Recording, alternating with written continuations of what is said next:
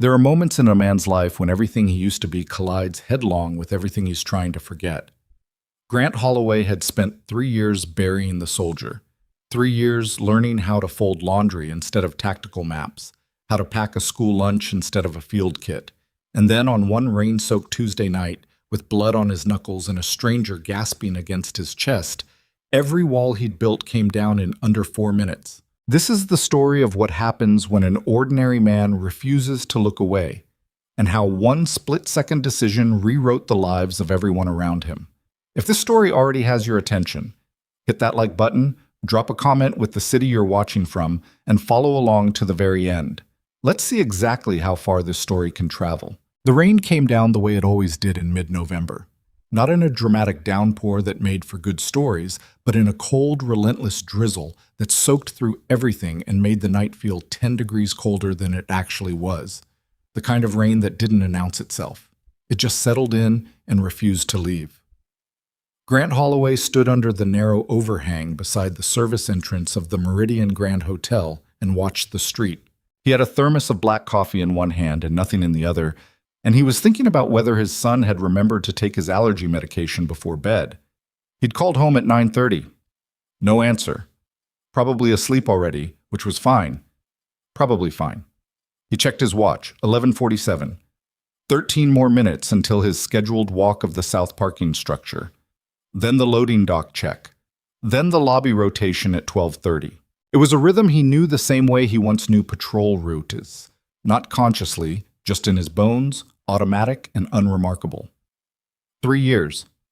That was how long he'd been working nights at the Meridian Grand. 3 years since he'd turned down the re-enlistment contract, signed the separation papers, and driven out of Naval Station Coronado with a duffel bag and a 7-year-old boy asleep in the back seat.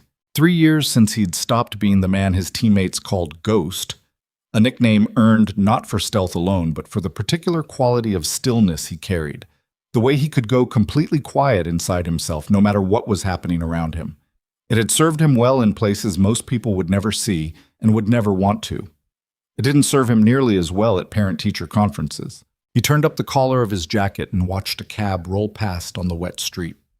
The Meridian Grand occupied the corner of Hargrove and Ellsworth in the financial district, 14 stories of glass and marble that catered to the kind of guests who had personal assistants to manage their personal assistants. Grant didn't care much about the guests. He cared about the building, the perimeter, the patterns of foot traffic that told him when something was off without him having to think about why. Right now, everything looked normal. The valets were inside. The bellman had gone on break. There was a black town car idling at the far end of the front motor court, which had been there for about 20 minutes, long enough to notice, not long enough to act on, probably waiting for someone coming off a late flight. He sipped his coffee. Across the street, a drunk couple argued in front of a cocktail bar, voices rising and falling, the woman's heels clicking in uneven rhythms as she tried to walk and gesture simultaneously. A delivery truck pulled up to the all-night pharmacy on the next block. Normal. All of it normal. And then the side door of the hotel swung open and a woman in a charcoal wool coat stepped out. Grant glanced at her the way he glanced at everything, quickly, cataloging without apparent interest. Late 20s or early 30s, dark hair pulled back. The coat was expensive, the kind with clean lines that didn't wrinkle. She had a leather portfolio tucked under one arm and her phone in her hand, and she was already moving like someone who had somewhere more important to be, scanning the street with the practiced distraction of a person accustomed to having cars materialize on demand. She was about 40 feet from where he stood. Grant looked back toward the parking structure. Then something moved. It was the town car. The one that had been idling. It rolled forward, not toward the hotel entrance where cars typically pulled up, but along the side street, gliding slowly, lights still on, in the direction the woman was walking. Grant watched it. The woman's phone was at her ear now. She turned toward the street slightly, looking for her ride, not paying attention to the vehicle that had just crept into position 10 feet behind her. 2 doors opened simultaneously. Not the doors of a car collecting a passenger. Both rear doors, one on each side, in the practiced unison of people who had rehearsed it. 2 men came out of the left side, one from the right. They were wearing dark clothes, and they moved without hesitation, already in motion before the doors had fully swung open, and the one closest to the woman had already closed half the distance before she registered that anything was happening. Grant put the thermos down. He didn't think about it. There was no deliberation, no moment where he weighed options or calculated odds. The part of his brain that made those calculations had been trained out of the decision-making loop years ago. The situation presented itself and his body responded. Not to the danger specifically, not to the adrenaline, but to the wrongness of it. The geometry of three people moving toward one person who had no idea they were coming. He was already moving. "Hey!" He said it loudly enough to carry through the rain and across the distance. Not a shout, just a voice with enough weight to cut through the ambient noise, and the nearest man turned his head, which was all Grant needed. He had cut the distance to 20 feet by the time the man turned, and when a person turns to identify a sound, their footwork momentarily squares up, their weight redistributing, and for exactly 1 second their balance is compromised in a predictable way. Grant hit him with his shoulder low, driving through the man's center of mass, and they both went down hard onto the wet sidewalk. The second man from the left side door reacted faster than Grant expected.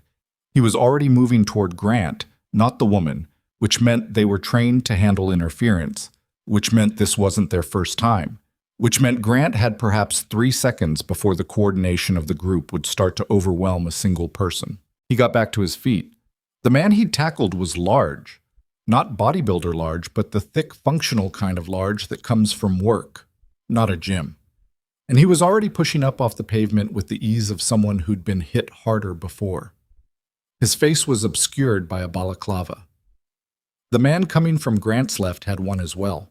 The third man, who had come around the passenger side of the vehicle and was now trying to grab the woman, wore a cap pulled low. The woman screamed. Not a panicked, freezing scream, but a sharp, furious one, and she swung her portfolio case at the man's face hard enough that Grant heard it connect from 15 feet away. She stumbled backward toward the hotel wall. "Get inside!" Grant shouted at her, and then the second man was on him. He caught a forearm across his jaw. The blow was meant to be a punch, but Grant had read it coming and turned into it, taking the impact on the cheekbone rather than the nose, which would have done worse damage. The shock of it rattled his vision for a half second, but he had already grabbed the arm, used the rotation, and put the man's elbow against the wrong axis of its bend, not enough to snap it, just enough to produce the very specific pain that tells a body to comply. The man made a sound and went to his knees. The large man was up and coming at him from behind. Grant had no weapon. His radio was clipped to his belt, useless as a weapon at this range, a liability if it came loose. He had 2 arms and 2 legs and the particular kind of spatial awareness that had been hammered into him through years of close-quarters combat training, and what he knew was this: you do not fight 3 men at once. You fight 1 man at a time, and you make it so fast and so violent that the others don't want to be next. He let the large man close, stepped to the side just inside the arc of his swing, drove an elbow into the man's solar plexus, and felt the man's breath go out of him in a single massive exhale. He followed it with a knee, catching the man's thigh rather than his intended target, but the large man's legs buckled anyway, and he went down onto 1 knee, gasping. The woman was not inside. She was still at the wall, phone pressed to her ear, and she was watching him with an expression he couldn't read clearly in the rain and the amber wash of the streetlights. She was saying something into the phone, calm, clear, the kind of person who was giving an address rather than sobbing it, which registered as noteworthy even in the moment. The third man, the one who'd gone for her initially, had pulled away from her and was now moving toward Grant, and in his right hand there was a knife, a fixed blade, and he was holding it the way a person holds a knife when they know how to use it, low and forward, not for display. Grant's mouth went dry, the specific kind of dry that the body produces when it acknowledges something honestly. He took a step back, then another, not out of fear exactly. Fear was a process. It had stages, and Grant was still somewhere before the fear, but out of the mechanical reality that a man with a knife who knows what he's doing is not like the other 2 men. It changes the math. "Walk away," Grant said. He heard how flat his own voice sounded. No anger in it, no performance. Just a statement. The man with the knife said nothing. He moved quickly. Grant pivoted left, felt the blade catch the right side of his jacket. The fabric pulled, parted, and something sharp ran along his ribs, not deep but real. a line of immediate heat that he filed away the way you file away something you'll deal with later. He grabbed the knife arm at the wrist with both hands, drove his own forehead into the man's face, felt the cartilage in the nose give slightly under the impact, which was unpleasant but effective, and torqued the wrist hard enough that the knife dropped onto the wet sidewalk with a small metallic clatter. The man stumbled, hands going to his face. The large man was back on his feet and moving toward the town car, and the second man, the one whose elbow Grant had put to work, was also retreating, keeping his arm close to his body. They pulled the third man, the one with the broken nose, toward the car. Grant did not pursue. There was no percentage in pursuing armed men to their vehicle. He stood in the rain and watched the town car accelerate hard out of the side street, taillights blurring red through the drizzle, and then it was gone. Turning left on Ellsworth, and the street was quiet again except for the rain and the distant sound of the city. He bent slowly and picked up the knife, held it by the blade end with 2 fingers, the way you'd handle something you didn't want to smudge. His ribs burned. He pressed his left hand to the right side of his torso and felt warmth against his palm, more than he wanted to feel, but the pressure helped and the wound was manageable. He'd had worse. He'd had considerably worse, and he'd functioned through considerably worse, and the knowledge of that was one of the few things from his previous life that he was consistently grateful for. He turned to look at the woman. She had lowered her phone and was standing with her back still against the wall, watching him. The portfolio case was on the ground beside her feet, one hinge broken. Her hair had come partly loose from its arrangement, and there was a small cut on her left hand, from the edge of the case, probably, when she'd swung it. And she was breathing hard, the controlled kind of hard breathing that happens when someone has forced themselves not to panic, and the effort is only now catching up to them. She looked at his side, at the way his hand was pressed there. "You're hurt," she said. "Yeah." He looked down at his jacket. The cut in the fabric was about 4 inches long. Through it, he could see the dark stain spreading through his shirt. "A little. That's not a little. I've had worse." She stared at him for a moment, something working behind her eyes. Assessment, calculation, the processing of everything that had just happened in the space of what couldn't have been more than 4 or 5 minutes. Then she said, "I called 911. They're coming." "Good. You work here? At the hotel?" "Security, night shift." She absorbed that. "You didn't have to do that." Grant didn't answer right away. He was looking back at the street where the town car had gone, the wet asphalt empty now, and he was thinking about something that snagged at him. The coordination of it, the 2 men out of the left doors simultaneously, the way the third had been positioned to intercept and hold rather than injure. This wasn't random. The town car had been sitting there for 20 minutes before she came out. That meant they knew her schedule, or had been watching and waiting, and either way it meant they'd had a reason. He looked at her again. "Do you know those men?" he asked. Something moved in her expression. Brief, there and gone. "No," she said, and the way she said it told him the answer was probably more complicated than the word. He decided not to push it. Sirens were rising somewhere to the north. "You should wait inside," he said, "out of the rain. You're the one standing in the rain with a stab wound. It's a cut. A cut from a knife is a stab wound." He looked at her. There was a kind of precision in the way she spoke that reminded him of people he'd worked alongside who were exceptionally good at their jobs. Not coldness exactly, but the quality of mind that refused to be imprecise even in an adrenaline situation, that insisted on calling things what they were. He found it unexpectedly steadying. "Fair enough," he said. She pulled off the wool scarf she'd had looped around her neck and held it out. "Press this on it. It's cashmere, but I have 12 of them." He looked at the scarf, then at her. "Take it," she said. He took it. Us. The police arrived in 3 cars. The ambulance 30 seconds behind them. By the time the EMTs were working on Grant's side in the back of the ambulance, 8 stitches, they said. Not serious, he'd been right about that. 2 detectives were already talking to the woman. He sat in the open back of the ambulance with his shirt pulled up and a young EMT working beside him, and he watched the conversation happening 15 feet away under a portable umbrella that one of the officers held over her. She was composed, completely composed, standing straight, making eye contact, answering questions clearly with the folder, now recovered and handed back to her, tucked again under her arm like nothing had happened. One of the detectives wrote in his notepad with the focused attention of someone who was taking her very seriously. "You know who she is?" the EMT asked. He was maybe 25, with a gap between his front teeth and an accent that put him somewhere from western Pennsylvania. "No," Grant said. "Victoria Ashbourne." The EMT said it the way you say a name when you expect recognition. When Grant didn't respond, the young man looked at him. "The CEO? Ashbourne Capital and the Meridian Group? She's on the cover of Fortune like every other year. My girlfriend has her book." Grant looked back across the wet pavement at the woman, the composed posture, the broken portfolio case, the 12 cashmere scarves. "Huh," he said. "She's kind of a big deal," the EMT said helpfully. "Yeah, I'm getting that impression." One of the detectives, older, a heavy-set man with a gray mustache that needed attention, broke away from the group and walked toward the ambulance. He had the particular walk of someone who'd been doing this job long enough that the urgency had calcified into something more like persistent focus. "Mr. Holloway." He stopped at the ambulance door. "I'm Detective Reyes. You the one who intervened?" "Yes." "How many assailants?" "3. One had a knife." He nodded toward the evidence bag on the floor of the ambulance where the blade had been placed. Fixed blade, around 4 inches. He knew how to hold it. Reyes wrote something. "You identified the vehicle as a black town car. Did you catch any of the plate?" "Partial. First 3 characters were KT7. I lost the rest when they turned."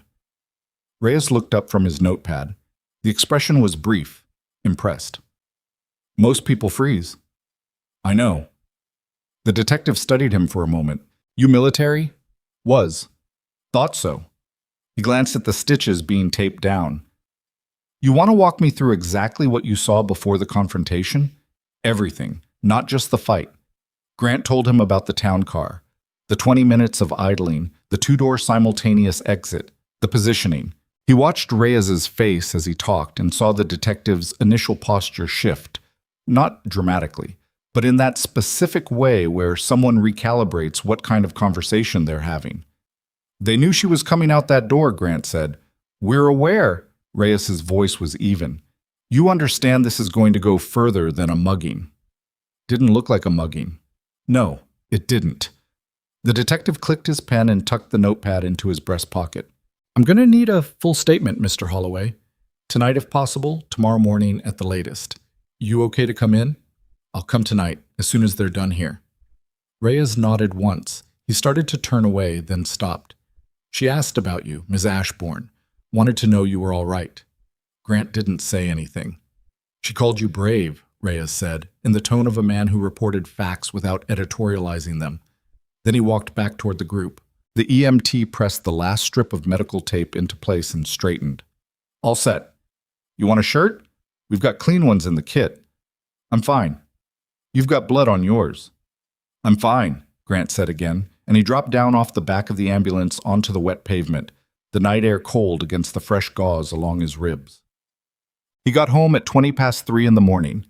The apartment was on the 4th floor of a building on Calloway Street, 6 blocks from the hotel, which was why he'd been able to walk home after giving his statement even with the stitches pulling at his side.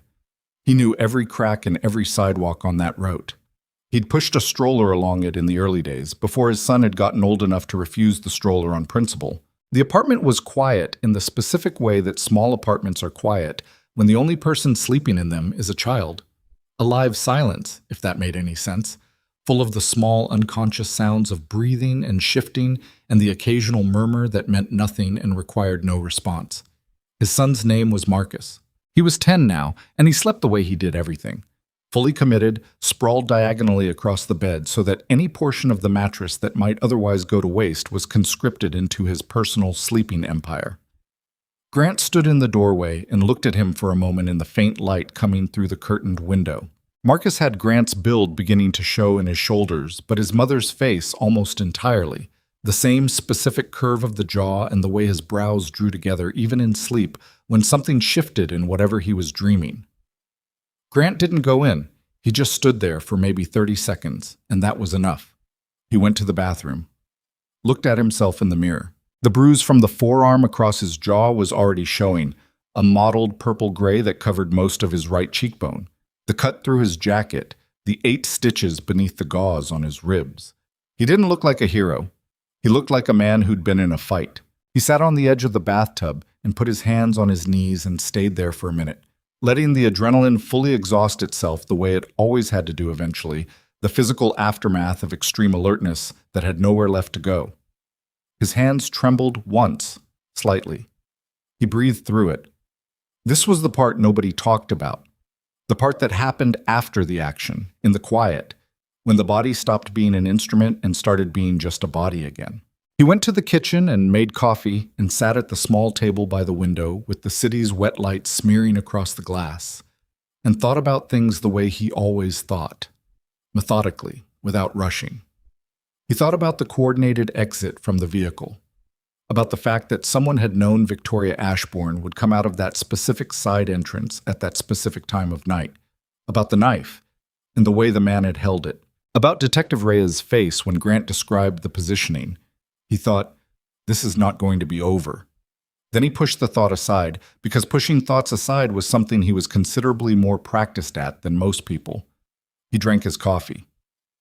Around 5 in the morning, Marcus came out of his bedroom in his socks and oversized shirt and stood in the kitchen doorway with the particular expression of a 10-year-old who had registered an anomaly and was processing it. He looked at his father's face, the bruise, the careful way Grant was sitting. "What happened to you?" Marcus said. Not a question so much as an opening. "Work. Some people were causing trouble." Marcus studied him for a moment with those inherited brows drawn together. "Did you win?" Grant considered this. "Yeah." "Okay." Marcus went to the cereal cabinet. He reached up for the box on the second shelf, the kind with the yellow bird on the front that he liked, came to the table with a bowl and the milk, and sat down across from his father. He poured his cereal. He looked at the bruise again. "Does it hurt?" "A little." "You want some cereal?" "Sure," Grant said. Marcus pushed the box across the table. They sat together in the pre-dawn kitchen while the rain finally eased off outside, and the city began its slow, indifferent preparation for another day, and neither of them felt the need to say anything else about it. That was something Grant had learned, that some of the best conversations he'd ever had with Marcus weren't conversations at all. They were just presence. The accumulated weight of showing up in the same small room and doing the ordinary, undramatic work of being someone's father. He poured himself some cereal. The press picked up the story before noon. Grant didn't learn about it until his phone started ringing at 10:15 with a number he didn't recognize, and he declined the call, and it rang again immediately, and he declined it again, and Marcus, who was already up and on his tablet, looked up from whatever video he was watching and said, "Dad, there's a thing about you on here." "What kind of thing?" "A news thing. It says local security guard rescues CEO in dramatic nighttime confrontation." He tilted the tablet. "That's the hotel you work at." Grant stared at the headline. There was a photo, grainy, taken from the exterior security camera at an angle he recognized, showing the struggle, his silhouette, and the 3 dark-clothed figures and the woman against the wall. Someone had released it to the news. Maybe the police, maybe the hotel.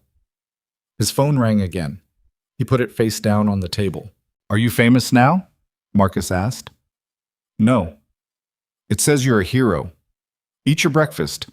Marcus ate his breakfast, but he kept looking at his father with that particular expression, the one that sat somewhere between pride and apprehension, the look of a kid who understood more about his father's history than his father always realized, and who had very complicated feelings about the word hero. Grant understood.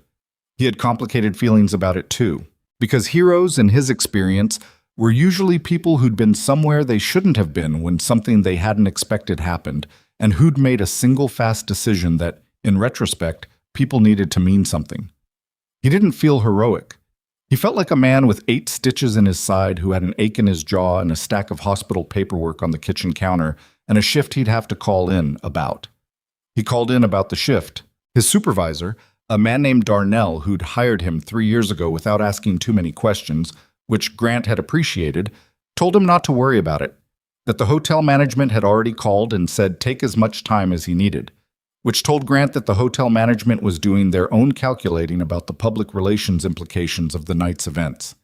He made Marcus lunch, grilled cheese, the slightly too brown kind that Marcus preferred, with tomato soup from a can that Marcus ate by dipping the sandwich into it rather than using a spoon, which was technically wrong but tactically sound. He was washing the pan when his phone rang with the unrecognized number for the 6th time. He picked up. "Mr. Holloway." A woman's voice, professional, with the particular enunciation of someone who spent considerable time speaking in formal contexts. "My name is Claire Sutton. I'm the executive assistant to Victoria Ashbourne. Ms. Ashbourne would like to speak with you personally, at your earliest convenience. Would that be something you're open to?" Grant looked out the window at the street below. A woman was walking a dog in the last of the morning's drizzle. An ordinary image, the kind that had made up the texture of his life for 3 years. "What does she want?" he asked. A brief pause, the kind that means the question wasn't anticipated. "I believe she'd prefer to explain that herself, Mr. Holloway." He thought about the woman at the wall, the borrowed scarf, the way she'd told the EMT exactly what to do before they'd even asked. The quiet precision of someone who was accustomed to the weight of making decisions and didn't shed that quality even when she was shaking. "Tell her I'll call back," he said. He put the phone down. In the living room, Marcus had moved from the table to the couch and was doing something with his tablet, and the apartment smelled like toast and dish soap and the particular domestic unremarkableness that Grant had spent 3 years building and protecting the way other men protected other things. He looked at it all. The pile of Marcus's sneakers by the door, one untied, one unlaced. The drawing on the refrigerator that Marcus had made in 2nd grade and that Grant had never been able to bring himself to take down, even though it was 3 years old now and the tape was yellowing, the cracked corner of the kitchen counter that they'd both stopped noticing, the normalness of all of it. He stood in the middle of his ordinary life and felt the pull of something he'd spent 3 years learning to ignore. He called back. They met at the Meridian Grand the following morning, in a small private meeting room that had been arranged through channels Grant didn't entirely understand, and when he came in, Victoria Ashbourne was already seated at the table. In the daylight, she was different from the woman against the wet wall. Not entirely different. The precision was still there, the quality of complete attention that she turned on him as he came through the door. But she looked like someone who had slept badly and made peace with it, which was a different thing from the composed CEO of the previous night. There were shadows under her eyes. Her hair was down. She was wearing something simpler than the wool coat, a dark blazer over a plain shirt, and she had a coffee in front of her that she'd been turning in both hands. She stood when he came in. "Mr. Holloway." She extended her hand. Her grip was firm and direct, the kind that doesn't ask permission. "Thank you for coming." "Sure." He sat. She studied the bruise on his face. Her expression did something small and difficult to name. Not guilt exactly, but something adjacent to it, a recognition. "How are your ribs?" "Getting there." 8 stitches, she said. "Claire told me." "Your assistant researches my medical records?" Something moved at the corner of her mouth. "She's thorough. It's why I keep her." She sat back and looked at him directly, no preamble. "I want to be honest with you, Mr. Holloway, because you've earned it. What happened the other night wasn't a random attack." "I know." She didn't seem surprised that he said it. "The police believe they were hired, professional, the level of coordination, 2-door exit, simultaneous, position to hold rather than harm. They knew which door you'd use." He watched her. "You had a suspicion." "I had concerns," she said carefully. "I've been managing a situation in my company for the past several months. A former partner who I parted ways with under difficult circumstances. There were threats made, I took precautions, I thought sufficient ones." She paused. "Apparently not." "Why are you telling me this?" She was quiet for a moment. She set down her coffee cup and squared it carefully with the edge of a folder that was on the table in front of her, and it was a small, unconscious gesture, the habit of a precise mind that restored order to small things reflexively. "Because you're the only person outside of my security team and the police who witnessed what actually happened. Because if this goes further, and it probably will, you could be a significant witness." She met his eyes. "And because you didn't have to get involved.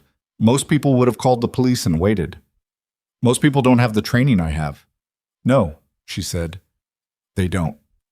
There was a quality to the pause that followed, Not uncomfortable, just weighted. Two people sitting across from each other with the fact of what had happened between them, neither pretending it was small. She opened the folder. I'd like to compensate you for what you did. Financially.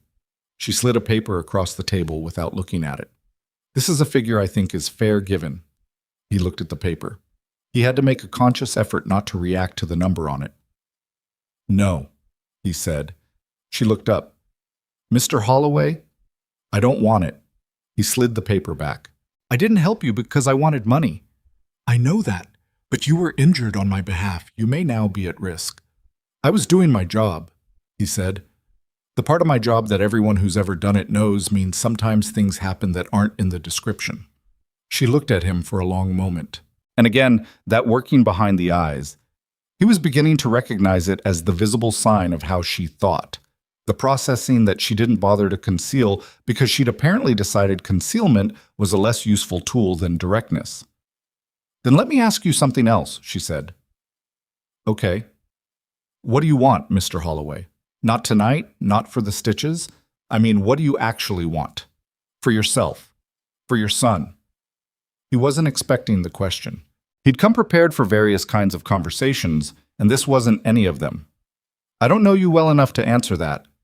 Fair. She didn't blink. Then let me tell you something about myself first.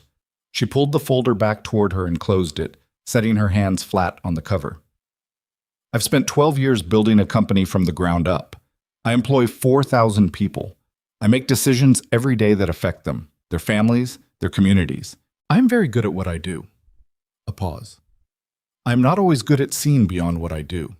The people around me, the ones who've worked closest to me, they'd probably tell you I can be demanding to the point of blindness, that I optimize for outcomes and sometimes lose track of the people inside them. She said it with the particular detachment of someone who has received this feedback before and has made a kind of honest peace with the parts of it that are true. I'm telling you this because what I want to ask you is going to sound either very calculated or very genuine, and I think you deserve to know that I'm genuinely uncertain which it is. He waited. I'm establishing a community safety foundation, she said, not a corporate charity, an operational organization. The goal is to work directly with underserved communities, security resources, training, connecting neighborhoods with the right kind of support, not policing. Something different. She paused. I want you to run it. Grant stared at her. You have a military background, direct community ties, and apparently the judgment to act decisively under extreme pressure without turning it into a spectacle. You're exactly the kind of person who should be doing this work. He was quiet for a moment. Then, I'm a security guard. You were a Navy SEAL for 11 years. I was. I'm not anymore. Why not? The question landed in a way she probably hadn't intended it to. Not aggressively, but directly. The way a sharp thing lands when someone is just not used to softening their words. He absorbed it. My wife died, he said. Marcus was 7. I wanted to be there for him.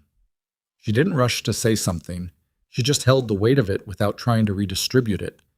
I'm sorry, she said after a moment, simply and without layering anything on top of it. It was 3 years ago. And Marcus is 10 now? Yeah. Is he good? The question was unexpectedly ordinary. He almost smiled. He's 10.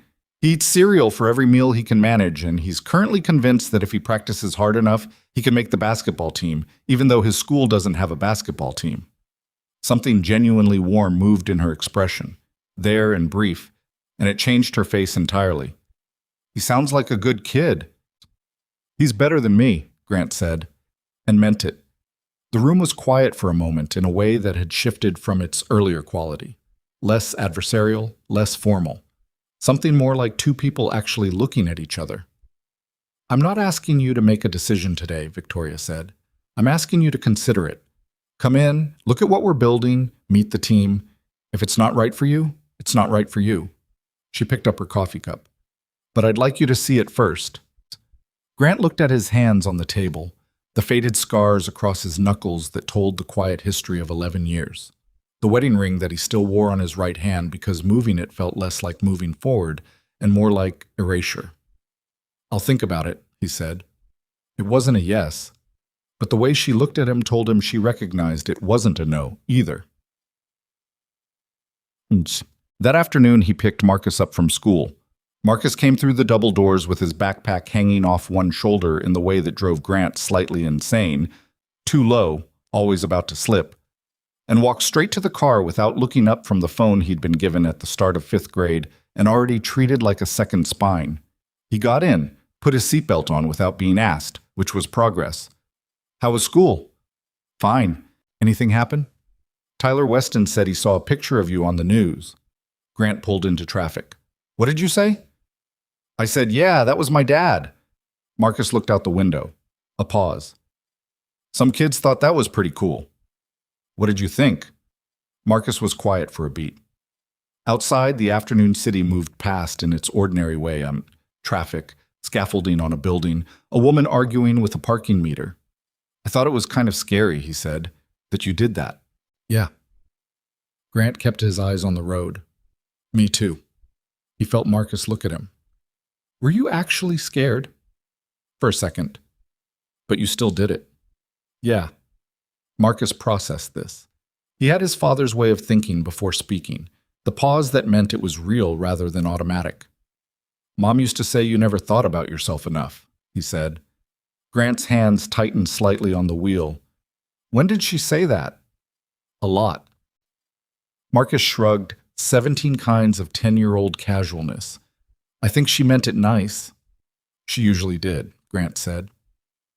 They drove the rest of the way home in quiet, but it was the good kind of quiet, the full kind. That night, after Marcus had gone to bed and the apartment had settled into its familiar silence, Grant sat at the kitchen table with a yellow legal pad and wrote 2 words at the top. He stared at them for a while. Then he flipped the pad over and went to bed. But he didn't sleep for a long time. The yellow legal pad stayed flipped over on the kitchen table for 4 days. Grant walked past it every morning when he made coffee, every afternoon when he got home from wherever he'd taken Marcus, every night when he sat down to eat whatever simple meal he'd assembled from whatever was in the refrigerator. He didn't touch it. He just let it sit there in his peripheral vision like an unanswered question that hadn't gotten loud enough yet to demand a real response. On the 5th day, Marcus picked it up. What's on the other side? He asked, flipping it before Grant could say anything. He looked at the 2 words his father had written, stared at them, turned the pad back over and set it down precisely where he'd found it, with the careful deliberateness of a kid pretending he hadn't just seen something. The 2 words were, what if? Neither of them mentioned it. But that evening, while Marcus was doing homework at the table and Grant was washing dishes, Marcus said without looking up from his worksheet, Mr. Fenwick says the most dangerous thing a person can do is nothing. Who's Mr. Fenwick? My history teacher.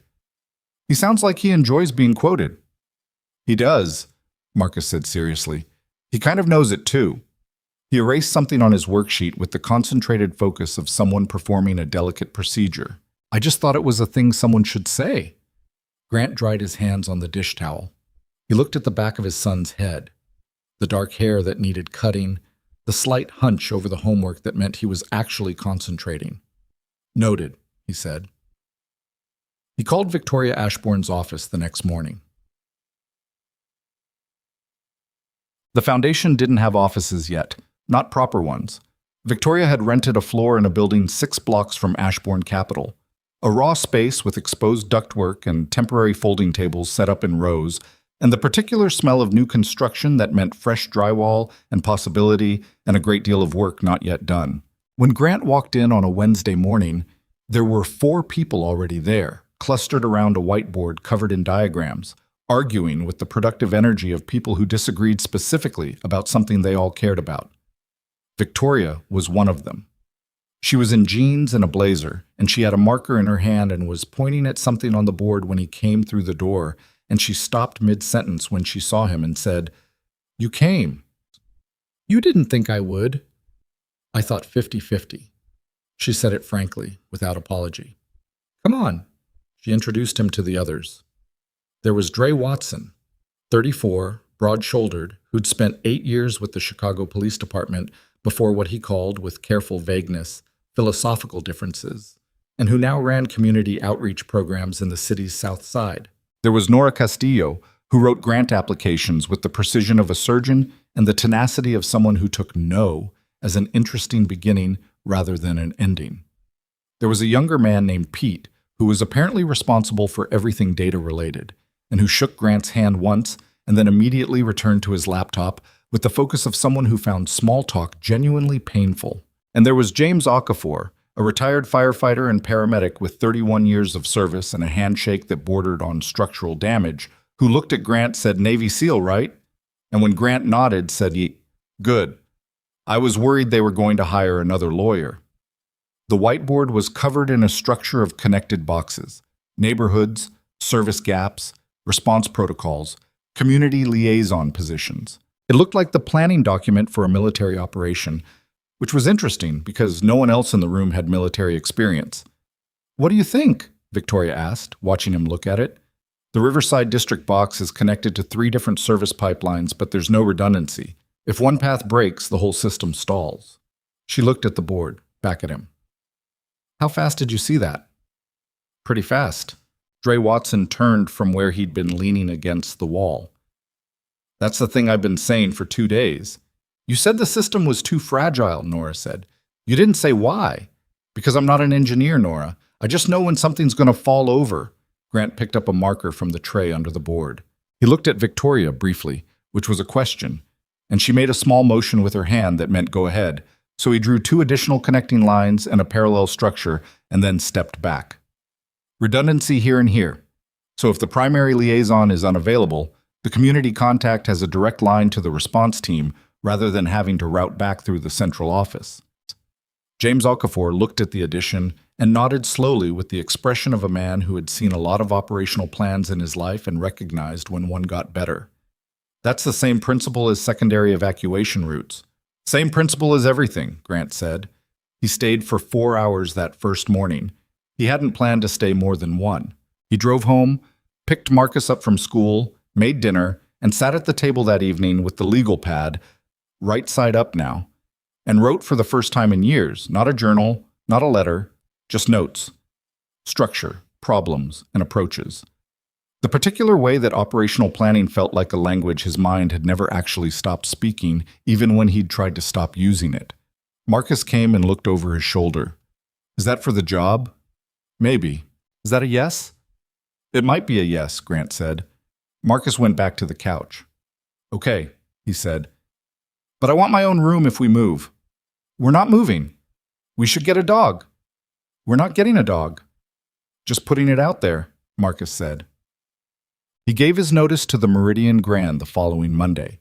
Darnell took it without drama, shook his hand, said he was sorry to lose him, but didn't look entirely surprised. Grant had always had the quality of someone who was somewhere temporarily, not unfriendly, not disengaged, just perpetually arranged like furniture that hadn't quite been moved to its permanent position. He started at the foundation the next week. The work was not glamorous.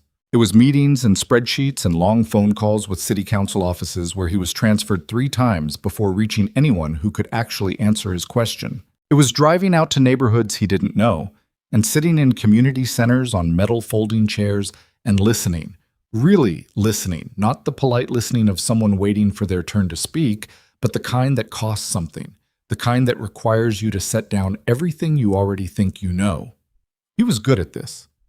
It was another form of reconnaissance, understanding terrain, identifying what the map didn't show. He met a woman named Adrienne Cole, who ran an after-school program out of a converted storefront in the Eastwick neighborhood and had been doing it for 11 years on a combination of small grants, donations, and what she described with considerable understatement as force of will. She showed him around the space, mismatched furniture, a reading corner with books arranged on low shelves with the care of someone who'd donated each one individually, a whiteboard at the front that had math problems from that afternoon still written on it. She watched him look at all of it with the guarded expression of someone who'd been assessed by people with clipboards and promising language before and had learned to reserve judgment. "What's the foundation actually trying to do?" she asked. Not hostile, just specific. "Honestly, we're still figuring that out," Grant said. "But the idea is to work alongside what already exists rather than replace it with something new." She studied him. "You're the security guard. From the news." I was. Now I'm this, I guess. You guess? I'm still getting used to it. Adrienne looked at him for a moment longer, then at the room around them. The kids in this program, their parents work 2, sometimes 3 jobs. Some of these kids are alone in an apartment from 3 in the afternoon until 8 or 9 at night. They come here because it's somewhere to be. She paused. The thing they need isn't a program, it's people who show up consistently. Same face, same day, same time. Not volunteers who do 6 weeks and then their life gets busy. She looked back at him. Can your foundation do that? That's what we're trying to build. Trying, she repeated. Yeah, he said. Honestly, trying. Something in her expression shifted. Not convinced, not yet, but open in a way it hadn't been before. Grant understood. In her experience, honesty about uncertainty was rare than confident promises, and considerably more trustworthy. Come back next week, she said. Bring whoever you need to bring. I'll show you what we actually need. I'll be here, he said, and he meant it the way he meant things. Completely, with no asterisk. He had been at the foundation for 11 days when the first threat arrived. It came to his phone, his personal cell, which was not publicly listed, as a text message from an unregistered number. It was short. It said, "You should have stayed behind the rope, security guard. This isn't your problem to make bigger." Grant read it twice. He photographed the screen, forwarded the image to Detective Reyes, and then called Victoria. She picked up on the second ring. "I got a threat," he said. A brief silence. "Personal phone?" "Yeah, which means they have my number." "How many people have your personal number?" "Not many." "Send it to Reyes. I'll have my security director already sent to Reyes, and that's the other thing. We should talk about your security director." Another silence, shorter. "You think there's a leak?" "I think the number of people who knew which door you'd be exiting that night is limited. I think my phone number isn't public. I think someone is either actively passing information or they've been sloppy in a way that amounts to the same thing." He heard her breathe out. Not panic, not anger, something more controlled than either. The sound of someone recalibrating under pressure with enough practice to do it quietly. "I'll have Claire pull the access logs for that night. Don't tell your security director you're doing it." A longer pause this time. "You think it's him?" "I don't know who it is. That's why you don't tell anyone until you know. That's a difficult way to operate." "It is," he said. "It's still right." She was quiet for a moment. "I'll have the logs to you by tomorrow morning." He put the phone down and looked at his hands on the table. The apartment was quiet. Marcus was asleep. It was just past 10 at night, and the ordinary silence of it suddenly had a different quality than it had had 11 days ago. Not threatening, not dramatic, just different.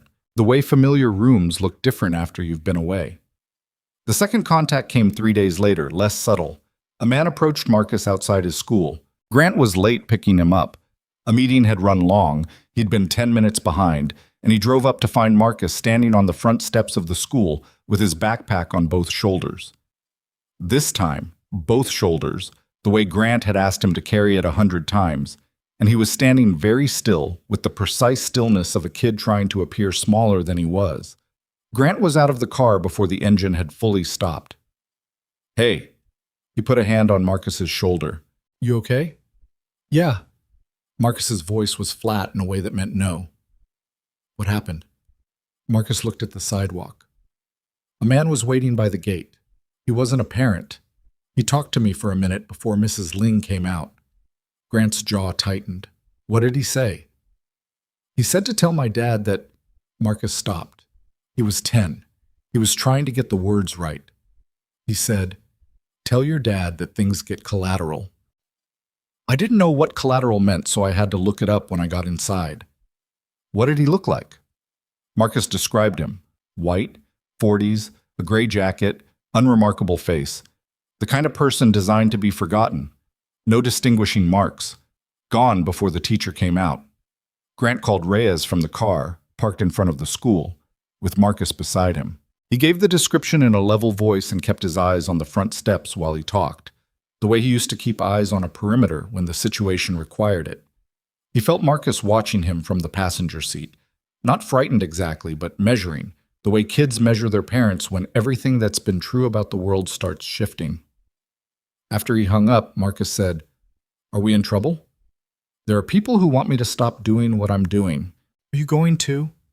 Grant looked at him, at the face that was his wife's face in the afternoon light, at the 10-year-old's particular combination of bravery and fear. "No," he said. "Then we're in trouble," Marcus said. "Probably some, yeah." "Okay." Marcus looked back at the school steps. "Can we get food on the way home? I'm hungry." "Yeah, we can get food." They drove in silence for a minute before Marcus said, "I want a burrito." "Okay." "A big one." "I know how big you eat. Just wanted to make sure you weren't going to get me the small one because we're in trouble." Grant almost smiled. "I'm not going to get you the small one." Chet. Reyes moved quickly. By the following morning, there were 2 plainclothes officers assigned to rotating coverage of Marcus's school and the apartment building. By the afternoon, Victoria had arranged for Grant and Marcus to be relocated to a secure residence, a townhouse, in a quiet block in the Meridian district that belonged to Ashbourne Capital's corporate housing portfolio, with a security team stationed outside and a motion system that Grant walked the perimeter of twice before he was satisfied with it. Marcus walked through the townhouse with his backpack still on and said, "This is bigger than our apartment." "Yeah, like way bigger. We'll be here for a while." Marcus put his hand on the banister at the bottom of a small staircase and looked up it. He'd never lived anywhere with stairs. "Which room is mine?" "Pick one." He went up the stairs to look. Grant stood in the front room and looked at the security team member stationed near the window. A young woman named Dee, who moved like someone who'd been trained right and had the specific composure of someone who didn't need to prove it, and said, "North exposure is the weakest point. The window at the end of the hall upstairs overlooks a flat roof." Dee turned from the window. "Already noted. We've got coverage on that roof line. Who's your supervisor?" "Director Marsh, directly under Ms. Ashbourne." "Have you worked with Director Marsh long?" She looked at him. Read the subtext with the quick intelligence of someone good at reading subtext. 18 months. "Do you trust him?" A beat. "I trust him fine," she said. "Why?" "Just getting oriented," Grant said. But she'd heard the thing under it. He watched her file it away without reacting, and he thought, "She's good." Whatever else was uncertain, she was good. Upstairs, Marcus had picked the room that faced the back garden, which had Grant's quiet approval since it was the room with the best sightlines to 2 exits, and was examining it with the proprietary energy of someone mentally arranging furniture. He turned when Grant came to the doorway. "Can I paint it?" he asked. "We don't own it. Can I ask?" "Maybe." Marcus sat on the edge of the bed and bounced once to test it. He looked at his father standing in the doorway. "Is Victoria the one who arranged this?" "Yeah." "Because she's protecting us or because she feels bad?" The question was sharp and simple in the way that 10-year-olds sometimes asked sharp, simple things that cut right to the actual question that adults spend a lot of words talking around. Grant thought about it properly before answering, which Marcus always noticed when he did and always seemed to appreciate. "Both, I think," he said, "but mostly the first one." Marcus nodded. He looked around the room again. "She seems okay for someone with 12 cashmere scarves." "You know about that?" "You told me." "I don't remember telling you." "You talked about it in your sleep," Marcus said, entirely deadpan. "I did not." "You're right. I made that up. You told me at breakfast." He fell back on the bed and stared at the ceiling. "Dad?" "Yeah." "I know you don't want me to be scared." Grant stayed in the doorway. "It's okay to be scared. Are you?"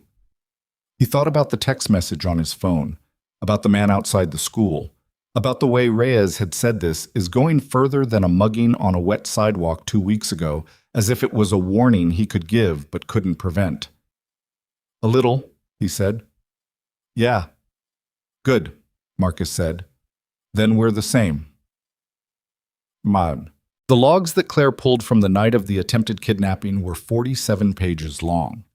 Grant read them at the kitchen table of the townhouse after Marcus was asleep, with coffee and a highlighter, the same way he'd once read mission briefings, linearly, thoroughly, without skipping ahead to the conclusions.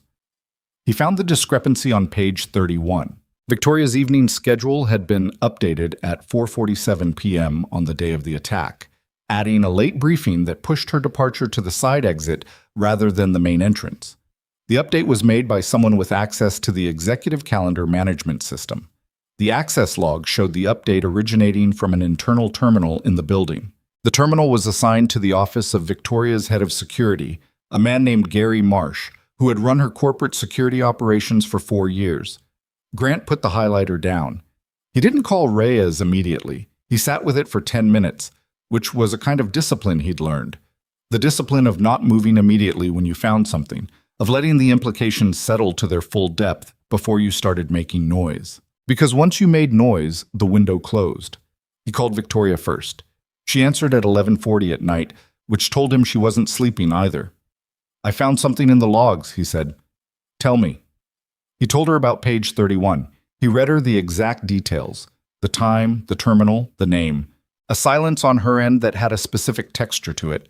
Not shock exactly, but the particular quality of something you'd half suspected finally arriving in the open where you couldn't not look at it directly. "Gary's been with me for 4 years," she said. "I know. He's been present for everything. He knows my schedule, my building, my team." A pause. "He knows everything about my operations."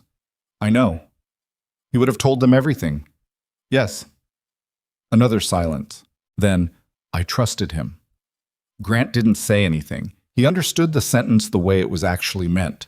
Not as surprise that trust had been misplaced, but as grief over the specific thing that had been built and had turned out to be built on something false. That was its own particular kind of loss, different from others. "We give this to Reyes," he said, "tonight. And if we tip them off before... Reyes is careful, and we can't sit on this. If Marsh knows we're in the housing, he knows the address." He paused. "We should assume he's already passed it." A breath. "You think we need to move?" "I think Reyes needs to know immediately, and I think we operate as if the location is compromised until he tells us otherwise." "Okay." She said it with the clean decisiveness of someone who, when the decision becomes clear enough, makes it without stalling. "Call Reyes. I'll have Claire start pulling Marsh's full access history tonight. Don't access anything through the main system. Marsh potentially has visibility on internal network activity." A pause. "You're very good at this." "I spent 11 years learning how to think about it." "I'm glad you did." Another pause, different from the others. "Grant, are you and Marcus okay?" "We're fine. I keep thinking about him, about what that man said to him outside the school. He's handling it. He's 10. He's tough." He thought of Marcus on the edge of the bed talking about being scared the same way. "He's really tough." "He gets that from somewhere," Victoria said, and the comment sat in the line between them in a way that neither of them addressed, and both of them heard. He called Reyes at midnight. The detective answered on the first ring, which told him Reyes was still working too, and Grant read him the details from page 31 while Reyes listened without interrupting. When Grant finished, Reyes was quiet for 4 seconds. "If this is Marsh," Reyes said slowly, "then the people who hired the kidnappers have had inside access to Ashbourne's operations for potentially 4 years. Yes. That changes the scope of this significantly." "Yes," Grant said. "You understand what that means for your safety." "I have a decent idea. I'm sending people to your location tonight, additional coverage. Don't tell your current security team. I'll coordinate directly through my department." "What about Marsh?" "Don't touch him. Don't let Ms. Ashbourne do anything that changes his behavior. We need him thinking nothing's changed while we pull everything he's touched." A pause. "This is going to get bigger before it gets smaller, Mr. Holloway." "I figured. You still sure you want to be the one standing in the middle of it?"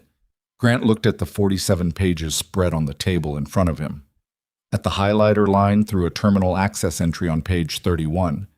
At the small sounds from upstairs that meant Marcus was turning over in his sleep in a room he was already starting to make his own. "Yeah," he said, "I'm sure." He sat at the table after he hung up and didn't move for a while. Outside, the city was doing what cities did past midnight. Reduced but never entirely quiet. A low-level murmur of traffic and machinery that felt, in the right mood, almost like company. He thought about the moment outside the hotel, the decision that hadn't felt like a decision because there hadn't been time for it to feel like anything at all. He'd thought of it as a single, contained moment, an event with a beginning and an end, something he could put down and walk away from once it was over. He understood now that wasn't what it had been. It had been a door, and he had walked through it. And the door, in the way of most significant doors, had no handle on the inside.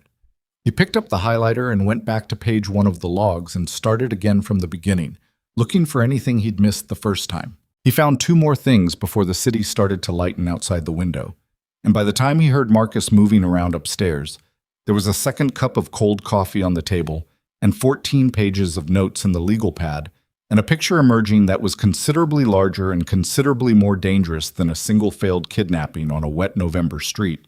He closed the pad, put the coffee in the microwave, and went to make his son breakfast before another day began. The 2 additional things Grant had found in the logs were not dramatic, taken individually. The first was a calendar sync request, routine on its surface, the kind of automated data sharing that connected Victoria's executive calendar to her security team's operational schedule, that had been authorized by Marcia's credentials 11 months ago and never revoked. It meant that for nearly a year, every update to Victoria's movements had been mirrored silently to an external server address that had no business being in Ashbourne Capital's network architecture. The second thing was simpler and worse. A mobile check-in log showing Marcia's security badge had accessed the building's executive floor at 11:22 p.m. on the night of the attack, 2 hours after his official shift had ended, 40 minutes before Victoria had come through that side door. Grant had written both items at the bottom of his notes and underlined them once.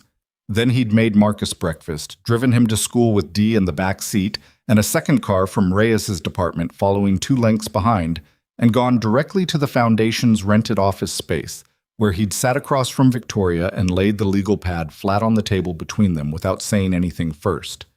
She read it. She read it twice, the way Grant had read the logs, carefully, without rushing.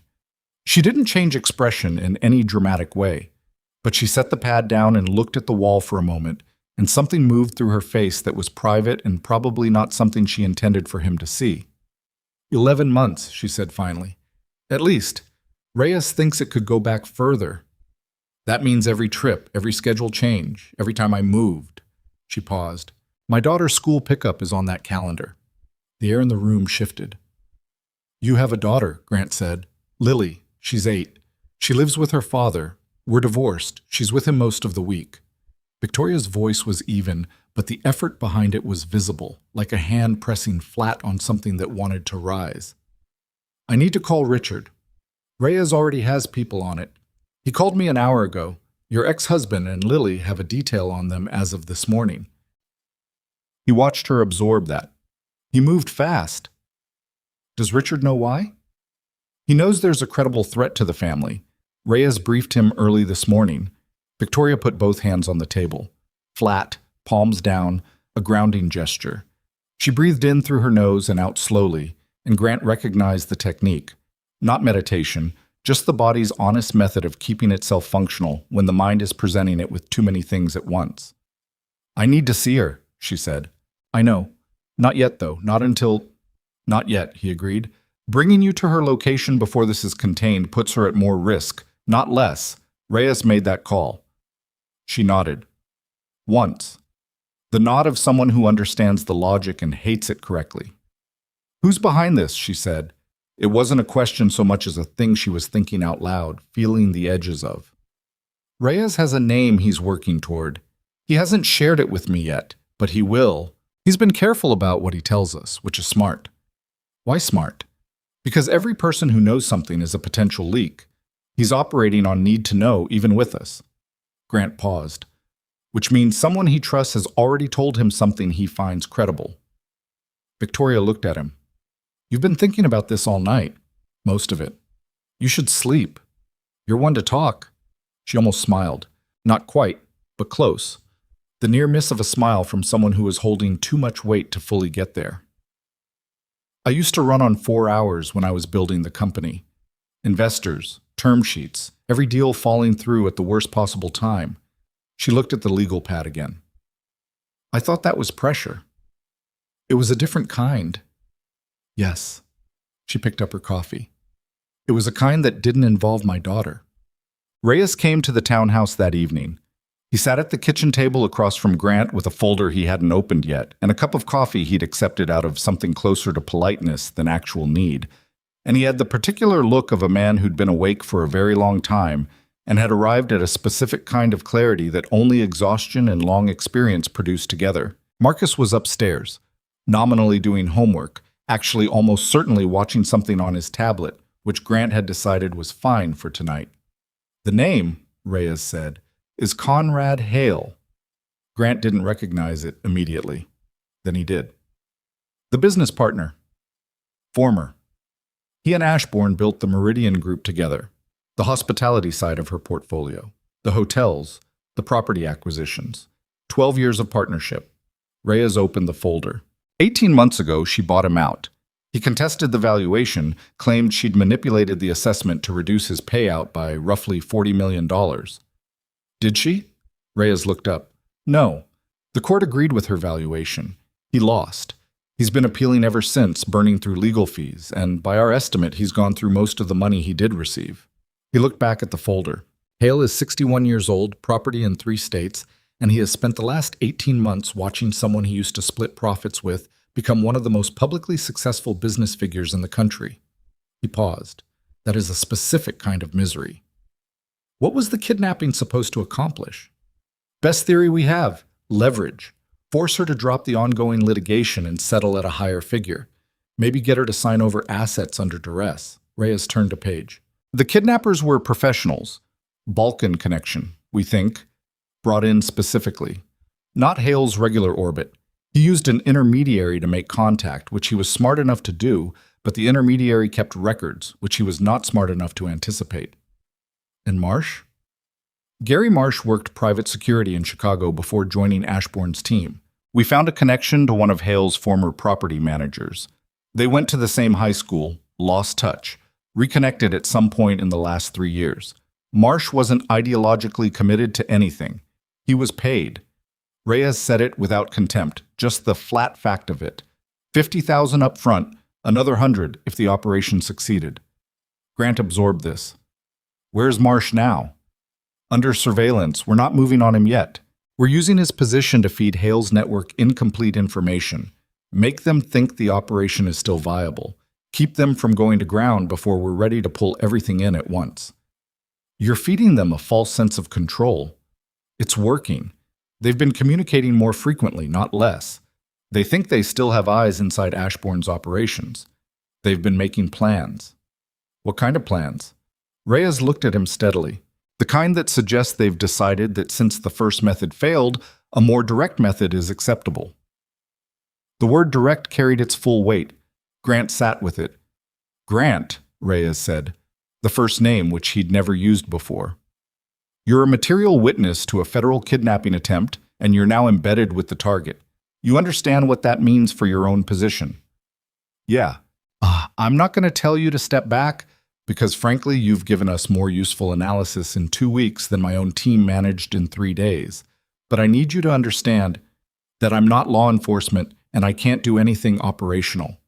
That, and that if things escalate, the way they tend to do in the days before we make a move, he paused. Your first priority is your son. Grant looked at him. My first priority has always been my son. I know, I'm just saying it out loud. Marcus is covered. D is good, and your people are solid. If something happens, he goes with D to the secondary location, which we've already established. You've already established a secondary location? 3 days ago. Reyes looked at him for a moment with the expression of a man recalibrating a previous assessment upward. Okay, he said. He closed the folder. We're looking at 72 hours before we're ready to move. Maybe less. During that time, maintain your routines as much as possible. If Hale's people are watching the townhouse, and they probably are, seeing you and the boy leave, come back, follow normal patterns, it keeps them patient. Anything changes, you call me directly. Directly, Reyes confirmed. He stood, left the coffee mostly full. At the door, he stopped. How are you holding up, actually? Not operationally. Grant looked at the table. at the legal pad, at the empty chair across from him, at the kitchen that wasn't his kitchen, and had a security person stationed in the front room and another outside the back entrance, and wasn't the ordinary, modest, unremarkable apartment he'd built his life in for 3 years. "I'm okay," he said. "And the boy?" "He's better than me," Grant said. Same answer as the hotel meeting. He still meant it the same way. Reyes nodded once. 72 hours, he said, and went out.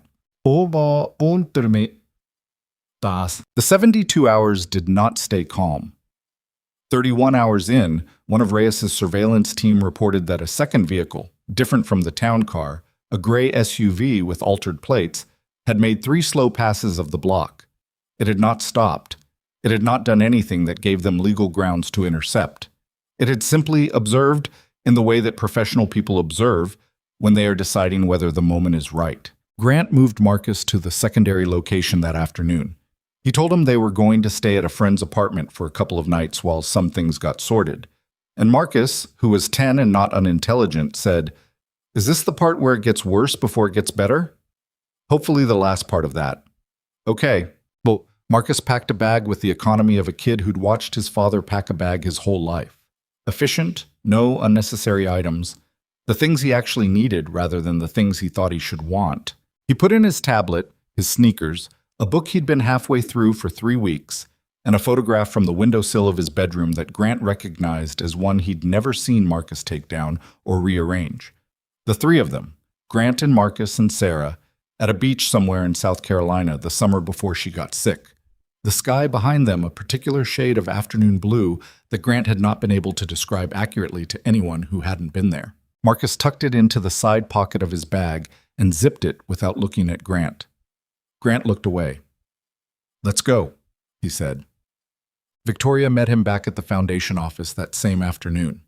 She'd been working, which was what she did with everything. When she couldn't control the larger circumstances, she controlled the things she could, and the foundation had continued to take shape in the middle of everything, almost as if the work itself was a form of insistence that something normal and constructive continued to exist. She was on the phone when he came in, standing at the window with her back to the room. She was speaking in a low, measured voice that he recognized as the cadence of someone managing emotion by managing their vocabulary precisely. When she turned and saw him, she held up one finger and wrapped up the call. "Richard," she said when she hung up, "Lily okay?" "Yes. She doesn't know anything is wrong. Richard's being," she paused, choosing the word with unusual care, "decent about it. He's scared, which makes him more cooperative than he's been about anything in 3 years. "A fear'll do that." She looked at him. "Marcus?"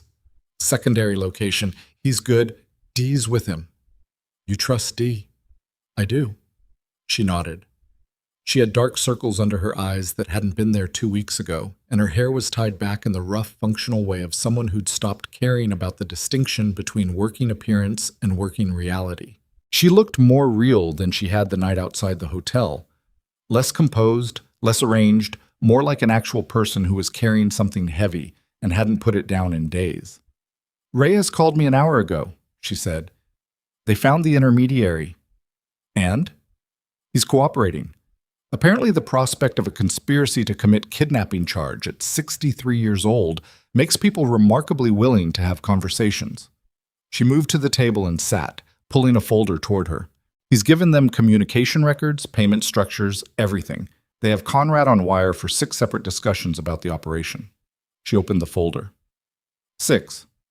Grant sat. "Does Conrad know?" "Not yet. Reyes wants another 24 hours before the arrest to gather everyone in the network simultaneously. The intermediary is still active, feeding false information from his end the same way Marsh is from ours." She looked at the folder. "Conrad hired 4 people total. The 3 from outside the hotel, and 1 more who was supposed to be a backup if the first attempt failed." She paused. "Reyes thinks the backup is the gray SUV. So there's a 4th person we haven't identified. Reyes is working it. Working it isn't the same as having it." "I know." She closed the folder. "I know, Grant." The room was quiet for a moment. Through the window, the city continued in its ordinary way. Traffic, a construction crane moving against the gray sky. people on the sidewalk below who had no idea that anything in any building above them was anything other than the usual. The gap between visible surface and actual situation was one of those things that never stopped being strange, no matter how many times you encountered it. "Can I ask you something?" Victoria said. "Yeah?" "The night outside the hotel, when you stepped in." She was looking at the folder, not at him. "What did you actually see? Not the tactical picture. What did you see?" He thought about it honestly. "A person who didn't know what was coming," he said. "That's it? That's the thing that matters." She looked up. "You didn't think about whether it was your responsibility, about the risk." "There wasn't time to think about it." "But if there had been." He considered this properly, the way she deserved. "I would have done the same thing," he said. "I've walked away from enough things I couldn't help. I had the training, I was there, the math was straightforward." She held his gaze for a moment. "I don't think it's as simple as math." "No," he said. "It's not. But I needed to make it that simple in the moment, otherwise I'd have been standing there calculating while something happened that couldn't be undone." She was quiet. Then, "My assistant thinks I should send you something extravagant. A car, maybe. Something from one of our properties." A small dry beat. "I told her I thought you'd find that insulting." "I would have." She also suggested a very large fruit basket. "That would be worse." Something moved in her expression. Not quite a smile, but the architecture of one, the warm lines of it. "I told her you said that." "I hadn't said it yet." "I'm good at predicting what people will say." She stood, and there was a shift in her bearing, less the weight of everything pressing down and more the quality of someone who'd made a decision, or was about to. "When this is over," she said, "I want to talk about the foundation properly, not around the edges of everything else. Really talk about what it can be." "Okay?"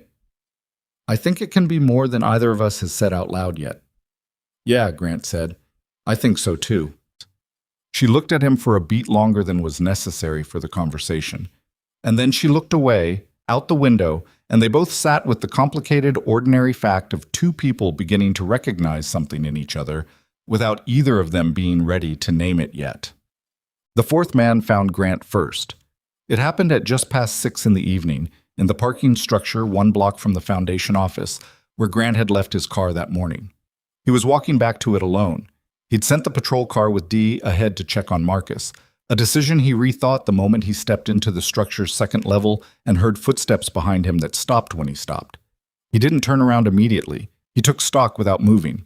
Low light, concrete pillars, 4 vehicles on this level including his, exit ramp 40 feet ahead, stairwell 30 feet to his right. The footsteps had placed the person approximately 20 feet behind him, to the left, between 2 parked cars. He'd heard 2 footfalls before they stopped.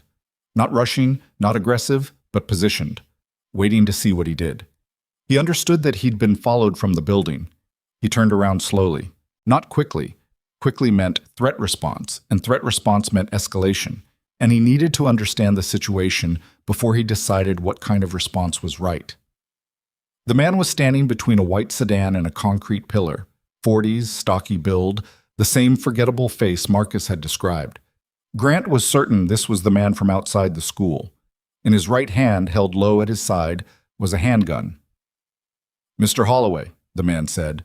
His voice was unremarkable, which matched everything else about him. "You should have stayed out of it." "People keep saying that to me." "They're right." "And yet..." Grant kept his hands visible at his sides and kept his voice even. He was measuring distance and angles and the quality of the man's grip and stance, and what he was seeing was someone who was trained but not to the level of comfortable, someone for whom holding a weapon on a person still carried a residual tension that professional operators eventually lose. That was important information. "What happens now?" "You're going to call the detective and tell him you made a mistake about the logs, that the access entry was a system error. You made an error in your reading. And if I don't? Then Marcus comes home from wherever he is tonight and finds out his father had an accident in a parking structure." Grant felt something tighten in his chest. Not fear, not exactly. Something more specific and considerably colder than fear. "That's interesting," he said. Because this morning, Reyes's team identified a fourth person associated with Hale's operation. They've been sitting on the surveillance footage, waiting for a positive ID. He paused. You've been in front of at least 3 cameras since you entered this structure. That's one at the entrance, one at the elevator bank, one on the east stairwell. The man's grip shifted, barely visible, but there. The moment you pull that trigger, this structure locks down. Every exit. It's tied to the building's security system. This was not entirely true. Grant had about 60% confidence in the lockdown claim and considerably less confidence in the camera positioning. But the man didn't know what Grant knew, and that gap was the only tool he currently had. There's nowhere to go. You're bluffing. I might be. You want to find out? The man was still. The particular stillness of someone doing fast internal calculation and not liking any of the answers. Here's what I know about you, Grant said, and he kept his voice at the same level. No performance, just words placed carefully. You're not Conrad Hale. You're not the man who organized this.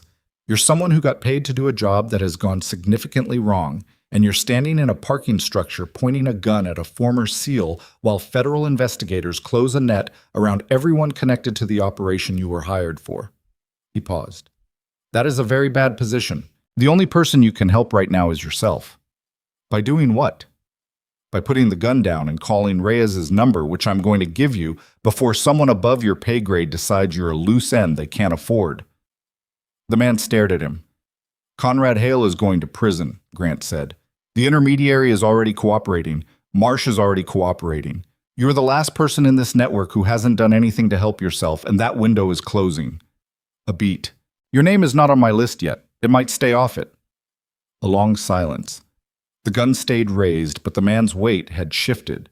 Imperceptibly, but Grant saw it, back slightly, the micro-movement of a person whose commitment to a course of action is eroding at its edges. I'm going to reach into my jacket for my phone, Grant said. Slowly. And I'm going to find Reyes's number, and you can decide what you want to do. He reached in slowly, brought the phone out, navigated to Reyes's contact, and held the screen up so the man could see the name. The gun came down. Not all the way. Halfway. A gesture of something that wasn't quite surrender, but was headed in that direction. Last chance, Grant said.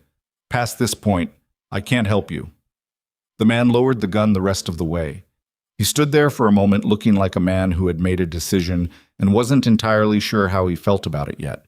Then he said, Call him. Grant called Reyes and spoke 4 sentences. Reyes responded with 3. Grant put the phone back in his pocket and looked at the man. He's 3 minutes out. 3 minutes. Yeah. The man sat down on the concrete curb between the 2 vehicles, the gun on the ground beside him. He put his hands on his knees and stared at the floor. He looked tired, the deep, structural tired that lives below any particular emotion. I've got a kid, he said. Grant looked at him. How old? 7. Mine's 10. Neither of them said anything else. They sat in the quiet parking structure, one standing, one sitting, and waited for the sound of tires on the entrance ramp that came exactly 2 minutes and 40 seconds later. Reyes moved at 5:30 the following morning, coordinated arrests across 3 locations. Conrad Hale at his Westfield home, where he was reportedly still in bed when agents came through the door. Gary Marsh at his apartment across the city, who opened the door in a bathrobe and, according to the arresting officer, said nothing at all, just stood aside. And 2 additional members of the support network that the intermediary's records had identified, both taken without incident from a motel off the interstate. Grant was at the townhouse when Reyes called him. It's done, Reyes said. All 4 primary targets, Marsh, Hale, 2 associates, everyone we had on the list. Grant was sitting at the kitchen table. He hadn't slept that night. He'd tried, around 2, and given it up an hour later and come back to the kitchen and made coffee and sat with the sound of Dee doing a perimeter check outside and the city's early morning silence above him. Anyone resist? Hale. Verbally, he apparently had quite a bit to say. A pause that had the quality of a detective choosing whether to characterize things further and deciding against it. His attorney arrived within 20 minutes, which suggests this contingency had been planned for. Won't help him. The wire recordings are extensive. And the 4th man? cooperating fully. He gave us 2 additional connections we didn't have. Offshore accounts Hale used to route the payments. We're working that angle. Reyes paused. You were right about the cameras in the structure, by the way. We pulled footage. He was made on all 3.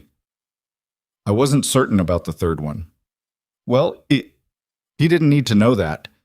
There was something almost dry in Reyes's voice. The closest Grant had heard him come to a joke. Go get your son, Mr. Holloway. Bring him home. Grant sat with the phone in his hand for a moment after the call ended. Outside, the first gray light of morning was beginning at the edges of the dark. A car passed on the street below. A perfectly ordinary car on a perfectly ordinary morning that was different from yesterday in ways that weren't visible from the outside. He called Dee. It's over, he said when she picked up. You can bring him home. A pause. Then Dee's voice, and for the first time since he'd met her, she sounded like a person rather than a security professional. Thank you, Mr. Holloway. Thank you, he said. He called Victoria next. She answered immediately, which meant she'd been awake too. He told her what Reyes had told him. She was quiet for most of it, listening, and when he finished, she said, Lily, and he heard her stand up from wherever she'd been sitting. Go get her, he said. I'm already getting my keys. He heard the movement in the background, the sound of a woman doing the most important thing she had to do. Call me when you have her. I will. A pause. Grant? Yeah. Thank you, she said. And unlike a lot of things people said in high-pressure situations, it landed with the full weight of everything it meant. He put the phone down and looked around the townhouse kitchen, at the folding table and the temporary quality of everything around him that had been their life for the past weeks, at the mug with the Ashbourne Capital logo that he'd never asked for and had been using every morning because it was the one that held the right amount of coffee, at the legal pad, full, now, 14 pages of notes that told the compressed story of 3 weeks in which his ordinary life had reconfigured itself entirely around a single decision made in the rain outside a hotel. He heard the car pull up outside. He went to the door and opened it before it could be knocked on, and Marcus came through it with his bag on both shoulders, both, like earlier, the careful way. And he was carrying the photograph from the beach in South Carolina in one hand, not in the bag, and he looked at his father standing in the doorway and did the assessment that 10-year-olds do that sometimes cuts closer to the truth than any adult version. Is it done? Marcus asked. Yeah, Grant said. It's done. Marcus came through the door and Grant put a hand on the back of his head, briefly, the particular gesture that didn't need words and didn't try to use them. And Marcus leaned into it for exactly 1 second, the single second that a 10-year-old will allow before the dignity reasserts itself. Then Marcus went to the kitchen, found the cereal cabinet, and said, Do they have the yellow bird kind? 3rd shelf, Grant said. He stayed in the doorway for another moment, looking out at the street, at the ordinary morning, at the city going about itself, indifferent and continuous and entirely unaware that anything anywhere had been decided. He let himself feel it, the release, the specific easing of something that had been held tight for 3 weeks. He let it move through him the way you let something move through you when you've finally given yourself permission. It lasted about 30 seconds. Then he went inside and closed the door behind him and poured himself a cup of coffee in the Ashbourne Capital mug and sat down across from his son, who had found the yellow bird cereal and was eating it with both elbows on the table and the photograph propped against the fruit bowl where he could see it. Neither of them said anything about it. They didn't need to. They moved back to the apartment on Calloway Street on a Thursday. It took 1 trip. That was the thing about a life built on essentials. It packed quickly, it moved without ceremony, and it went back onto the same shelves in the same order without requiring any kind of adjustment period. The cracked kitchen counter was still cracked. Marcus's drawing was still on the refrigerator, tape still yellowing. The sneakers were still by the door. And within 20 minutes of being home, Marcus had them off his feet and on the floor in exactly the same arrangement, one untied, one unlaced, as if the preceding 3 weeks had been a minor interruption to the natural order of things. Grant stood in the middle of the living room and looked at it all and felt something he didn't have a precise word for. Not relief exactly, because relief implied the problem was solved, and he understood enough to know that problems of that size left residue. Something closer to recognition. The apartment looked the same, but he was not quite the same person who had left it, and that gap between familiar place and changed occupant was something he'd have to learn to navigate the same way he'd learned everything else. He put his bag down and made coffee. Marcus came out of his room with a basketball under one arm. "Can I go to the court?" "It's 40 degrees outside." "I know." Grant looked at him. "Take your jacket. The real one, not the hoodie." Marcus went back for the jacket. Came out wearing it open over the hoodie. Looked at his father with the expression of a kid who understood the difference between the letter and the spirit of an instruction and had decided to honor only the first one. "Zip it," Grant said. Marcus zipped it halfway. "The whole thing." "Dad?" "Marcus." He zipped it. He went out. Grant heard his footsteps on the stairs. Then silence. Then the distant rhythmic sound of a basketball on cold concrete drifting up through the window. Grant sat at the kitchen table with his coffee and the yellow legal pad, and on the first clean page he wrote the date and 2 words. What's next? The Foundation's official launch happened 6 weeks after the arrests. It was not a gala. Victoria had explicitly refused the gala concept when her PR team proposed it, which had been one of the first things that increased Grant's confidence in her judgment. Instead, it was held at the Adrienne Cole's converted storefront in Eastwick, the same space with the mismatched furniture and the low bookshelves and the whiteboard still chalked with math problems, except that 60 people were crowded into it now.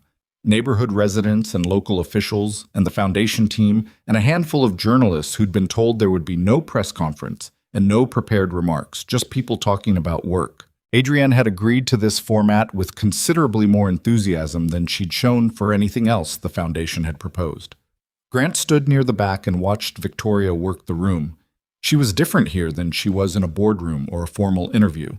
Not performing, not managing impressions, just talking to people.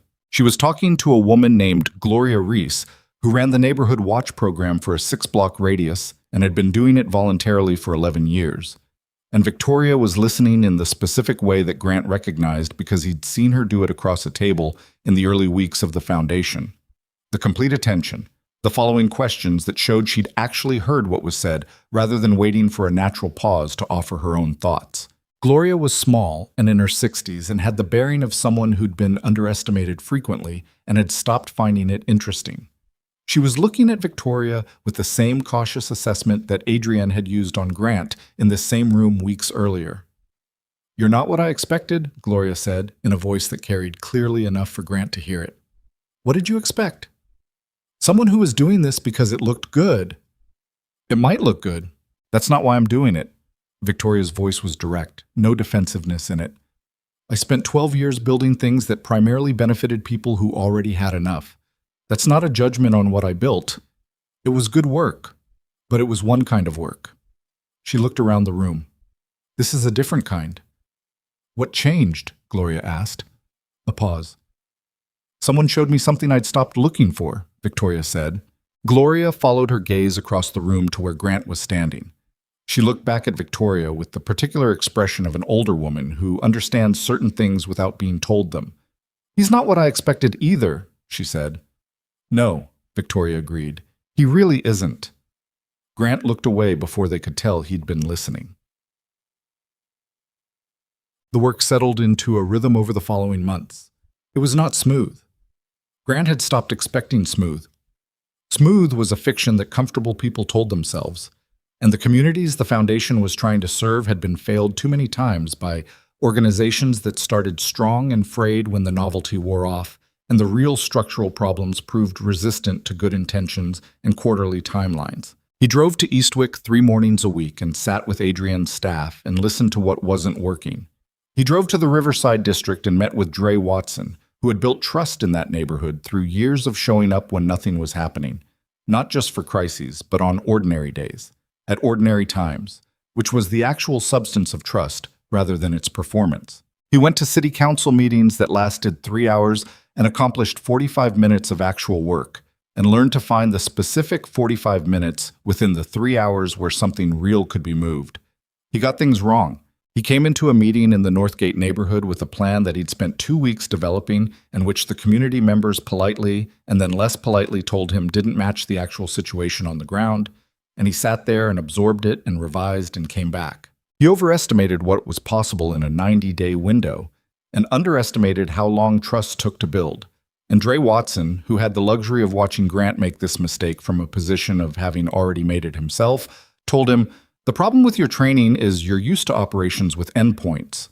This doesn't have an endpoint, this is just the work." Grant wrote that down. He kept it on the legal pad. James Okafor, who was officially the Foundation's Community Liaison Coordinator, but functionally operated as its institutional memory and its moral compass simultaneously, told him something similar with different words. You know what the difference is between someone who helps and someone who changes something? The second kind is still there in 3 years. "Are you giving me a performance review?" Grant asked. "I'm giving you an education," James said. "There's a difference." Through all of it, Victoria was present in a way that surprised him. He'd expected a CEO's involvement, strategic, distant, visible, at key moments, and represented the rest of the time by subordinates. What he got was different. She came to the Eastwick storefront on a Tuesday morning and spent 3 hours reorganizing the book corner with Adrian while 2 kids did homework at the table. And when Grant arrived at noon, she was on her knees repacking a bottom shelf, and her blazer was covered in dust, and she looked entirely comfortable with both facts. She showed up to the city council meetings and sat through the full 3 hours and identified the 45 minutes of productive time with the same precision Grant had developed, and occasionally caught his eye across the room when something particularly circular was being said, with the specific expression of 2 people sharing the same private observation. She was not always easy to work with. She moved fast, and she had strong opinions, and she occasionally made decisions unilaterally that affected the team without consulting the people who would have to implement them. And Grant told her so directly the second time it happened, which produced a tense conversation that lasted 20 minutes and ended with her saying, "You're right," in the tone of someone who found being right a more useful concept than being comfortable. He respected that.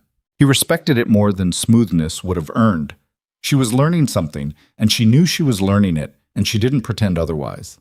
They had dinner for the first time as something other than colleagues on a Wednesday in February at a noodle place 3 blocks from the Foundation office that Nora Castillo had recommended with the authority of someone who had tried everything in the neighborhood and had opinions about all of it. It was late, past 8, after a long meeting day, and neither of them had eaten properly, and the decision to get food was practical rather than deliberate, which was possibly why it was easier than a deliberate decision would have been. They sat across from each other and ate noodle soup and talked about things that were not the Foundation for the first time since the hotel meeting weeks ago. Victoria asked about his time in the military, not the operational questions people usually asked, not the combat questions or the heroism questions, but the texture of it, what it was like to live inside an institution for 11 years, to have a role defined that completely, and then to leave it. "It's like learning to walk in different gravity," he said. "For a while, everything feels like the wrong effort for the wrong result. You push too hard at the things that don't need force, and you're not ready for the things that do." "How long does that last?" "Different for everyone. I had Marcus, so I had something to recalibrate around pretty quickly. Without that, I think it takes longer." She was quiet for a moment, turning her chopsticks in her hands. "I sometimes think my whole career has been like that, exerting maximum force at maximum speed and calling the result success." She paused. "I built a good company. I'm not saying I didn't, but I built it like I was always operating under threat, even when I wasn't.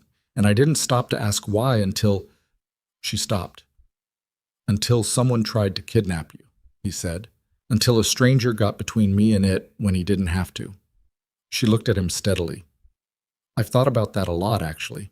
What it means about the way I'd been living, that the most honest act of care I'd seen in years came from someone who didn't know me." He didn't say anything for a moment. "I wasn't trying to make a point." "I know, that's why it made one." They sat with that for a beat. Outside, the February street was wet with cold rain. Different rain from that November night, lighter, almost apologetic. And the restaurant was warm and small and smelled like broth, and the particular comfort of a place that had been doing one thing well for a long time. "Tell me about Sarah," Victoria said. He looked at her. It was a direct question, the kind she asked when she'd decided a thing was worth asking about, and had made peace with the possibility that it would land wrong. He appreciated the directness more than he would have appreciated careful circling around the subject. "She was funny," he said. That's the thing I don't think I've said to enough people. She was genuinely funny in this dry, quiet way that would come out sideways, and you'd miss it if you weren't paying attention. She was an occupational therapist. She worked with kids, mostly.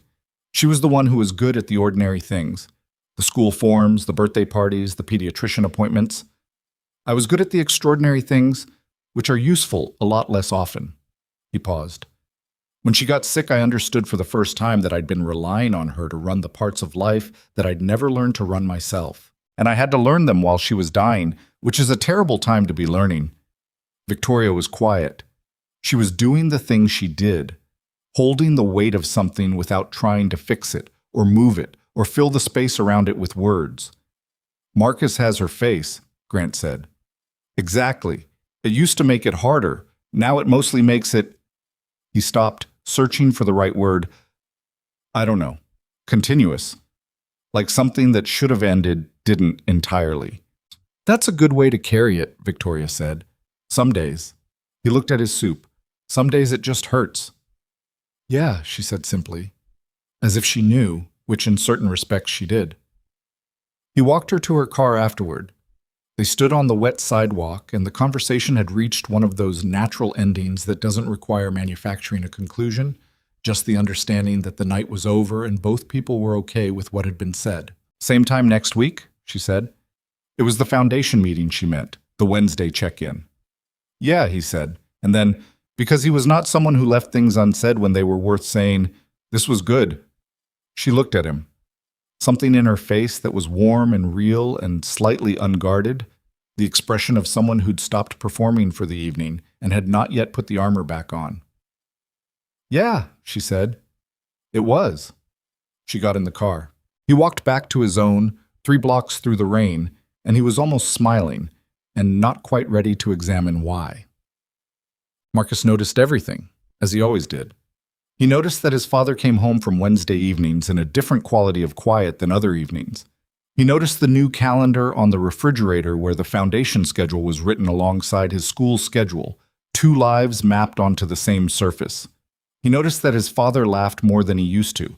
Not big laughs, but the small, involuntary kind that comes out of someone when they're not monitoring themselves.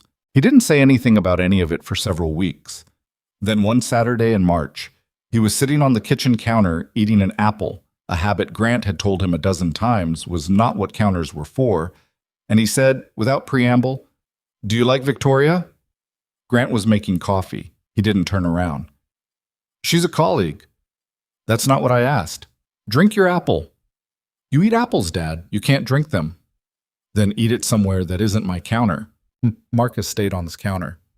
"I think she's nice," he said. Grant turned around. "When have you talked to her?" "She came to the foundation office once when you brought me after school. We talked for like 10 minutes while you were on the phone with Dre." He took a bite of his apple with the composure of someone reporting neutral facts. "She asked about basketball, and I told her our school didn't have a team, and she said that was a problem worth solving. She actually wrote it down." Grant stared at him. "She wrote it down. In her actual notebook, with a pen." Marcus considered this seriously. "She's thorough. I'm aware. I told her about the drawing on the refrigerator, the beach one." He looked at the refrigerator. The drawing was still there, tape still yellowing, the 3 figures that Marcus had made at age 7, with the careful inaccuracy of a child representing something he loved. "She said it sounded like your mom was someone worth keeping around." He was quiet for a moment. "I like that she said it like that." Grant looked at the drawing. "Yeah," he said quietly. "Me too." Marcus ate his apple. "I'm just saying," he said, "that if you wanted to, hang out with her more, that would be okay with me. I'm not asking for your approval. You're not asking for it either." Grant looked at his son on the counter. The 10-year-old who had his mother's face and apparently had also inherited some quality of hers that Grant couldn't precisely name. The quality of seeing what was true and saying it plainly, because pretending not to see it seemed like a waste of time. "Get off the counter," he said. Marcus got off the counter, but he was smiling as he went back to his room, in the specific way of someone who has made their point and is content to let it sit. Spring changed the city in the ordinary, incremental way that spring did, adding light before it added warmth, so that for several weeks the evenings were long and bright and still cold enough to keep your coat on. The foundation continued its work. The Eastwick program grew. Adrienne hired 2 part-time staff with foundation funding, real salaries not stipends, which she announced to Grant with the specific satisfaction of someone achieving something they'd believed possible for years without anyone else believing it with them. The Riverside District pilot had its first full review, and the metrics were imperfect. 2 of the 5 indicators had fallen short of target, and Grant presented this to the board without softening it because the honest version of the work was the only version worth doing. James Okafor sat beside him at that meeting and didn't say anything, but afterward in the hallway said, "That's how you do it. We missed on 2 indicators. You told the truth about it. That's worth more than hitting the indicators and spinning the numbers." James looked at him. "The communities we work in have been spun to for 30 years. They can hear a real voice from a block away." Dre Watson was expanding his work. A second neighborhood, similar model, building the same kind of slow trust infrastructure. He was also, in the careful way of someone not wanting to jinx something, talking to 2 former officers from his old department who were interested in transitioning out of traditional policing and into community-based work. He called Grant one evening to talk through it, and they were on the phone for an hour, and Grant drove home afterward feeling the specific satisfaction of something growing in the right direction at the right pace. Nora Castillo secured a federal grant that was 3 times the size of anything the foundation had previously received. She sent the announcement as a group text that said only, "Breathe," which was so precisely calibrated to how everyone on the team had been operating that it functioned simultaneously as a celebration and a joke and a genuine instruction. Victoria hired Lily's school basketball coach as a part-time advisor to the foundation's youth programming, which was technically a programmatic decision and also happened to address the comment Marcus had made that she'd written down in her notebook. Grant found this out from Marcus, who found out because his school was in discussions to partner with the foundation's youth sports initiative, and who reported this information to his father over cereal with the quiet, composed expression of someone who had not been surprised by the development at all. "She actually wrote it down," Marcus said again. "I know," Grant said, "and then did something about it." "I know, Marcus. I'm just saying." "I understand what you're saying." Marcus poured more cereal. "You should probably thank her." "I think she knows." "People still like to hear it," Marcus said, in a tone of authority that probably came from listening to his teacher, Mr. Fenwick, but landed with a weight that was entirely his own. The dinner became a regular Wednesday thing. Not always dinner. Sometimes it was coffee. Sometimes it was just the last hour after a long foundation day when neither of them had left yet, and both of them had stopped pretending they were leaving imminently. They talked about the work, and they talked beyond the work, the circle of conversation gradually widening in the way it does between 2 people who keep choosing to be in each other's vicinity. Grant learned that Victoria had grown up in a mid-sized city in Ohio, the daughter of an accountant and a school principal, and that her mother was still alive and terrifying and had opinions about everything, including the foundation. He learned that she read actual physical books, not for affectation, but because she found screens intrusive when she was trying to think, and that she kept 3 going simultaneously with a system for rotating between them that she explained with complete seriousness as if it were a management methodology. He learned that she was a passable cook who had decided years ago that cooking took time she didn't have, and had subsequently ordered out for most of a decade, and that she was only now, tentatively, reclaiming a kitchen. She learned things about him that he gave in pieces, not deliberately slowly, but in the way that a person gives things when they're genuinely uncertain how much they have to offer and are feeling their way toward that understanding in real time. She learned that he could fix almost anything mechanical, a skill from his own childhood that had survived his entire career and domestic life intact.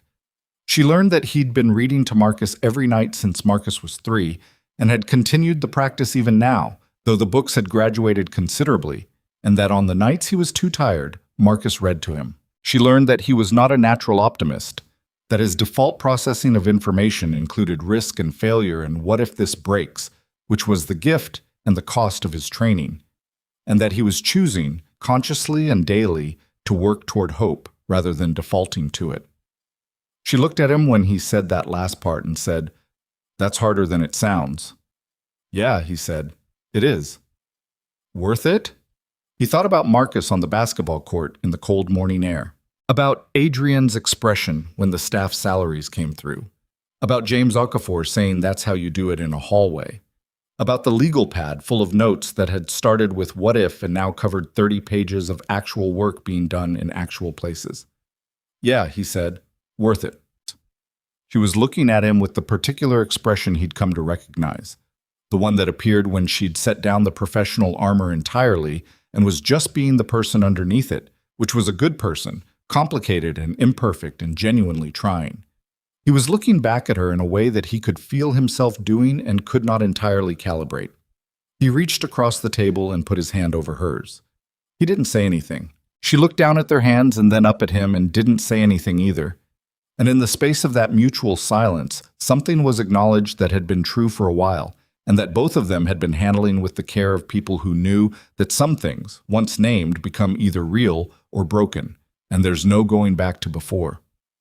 She turned her hand over and held his. Okay, she said quietly. Not a question, not a conclusion, just the word, with the full weight of everything it was beginning. Okay, he said. Bosset. The photograph from the beach in South Carolina moved from Marcus's bag back to his windowsill. It stayed there. One afternoon in April, Victoria came to the apartment for the first time, a practical visit, logistics for an upcoming community event, and Marcus showed her the apartment with the proprietary tour energy of someone guiding a person through a space they were proud of. He showed her the kitchen, the cracked counter corner, the drawing on the refrigerator. She stood in front of the drawing for a moment.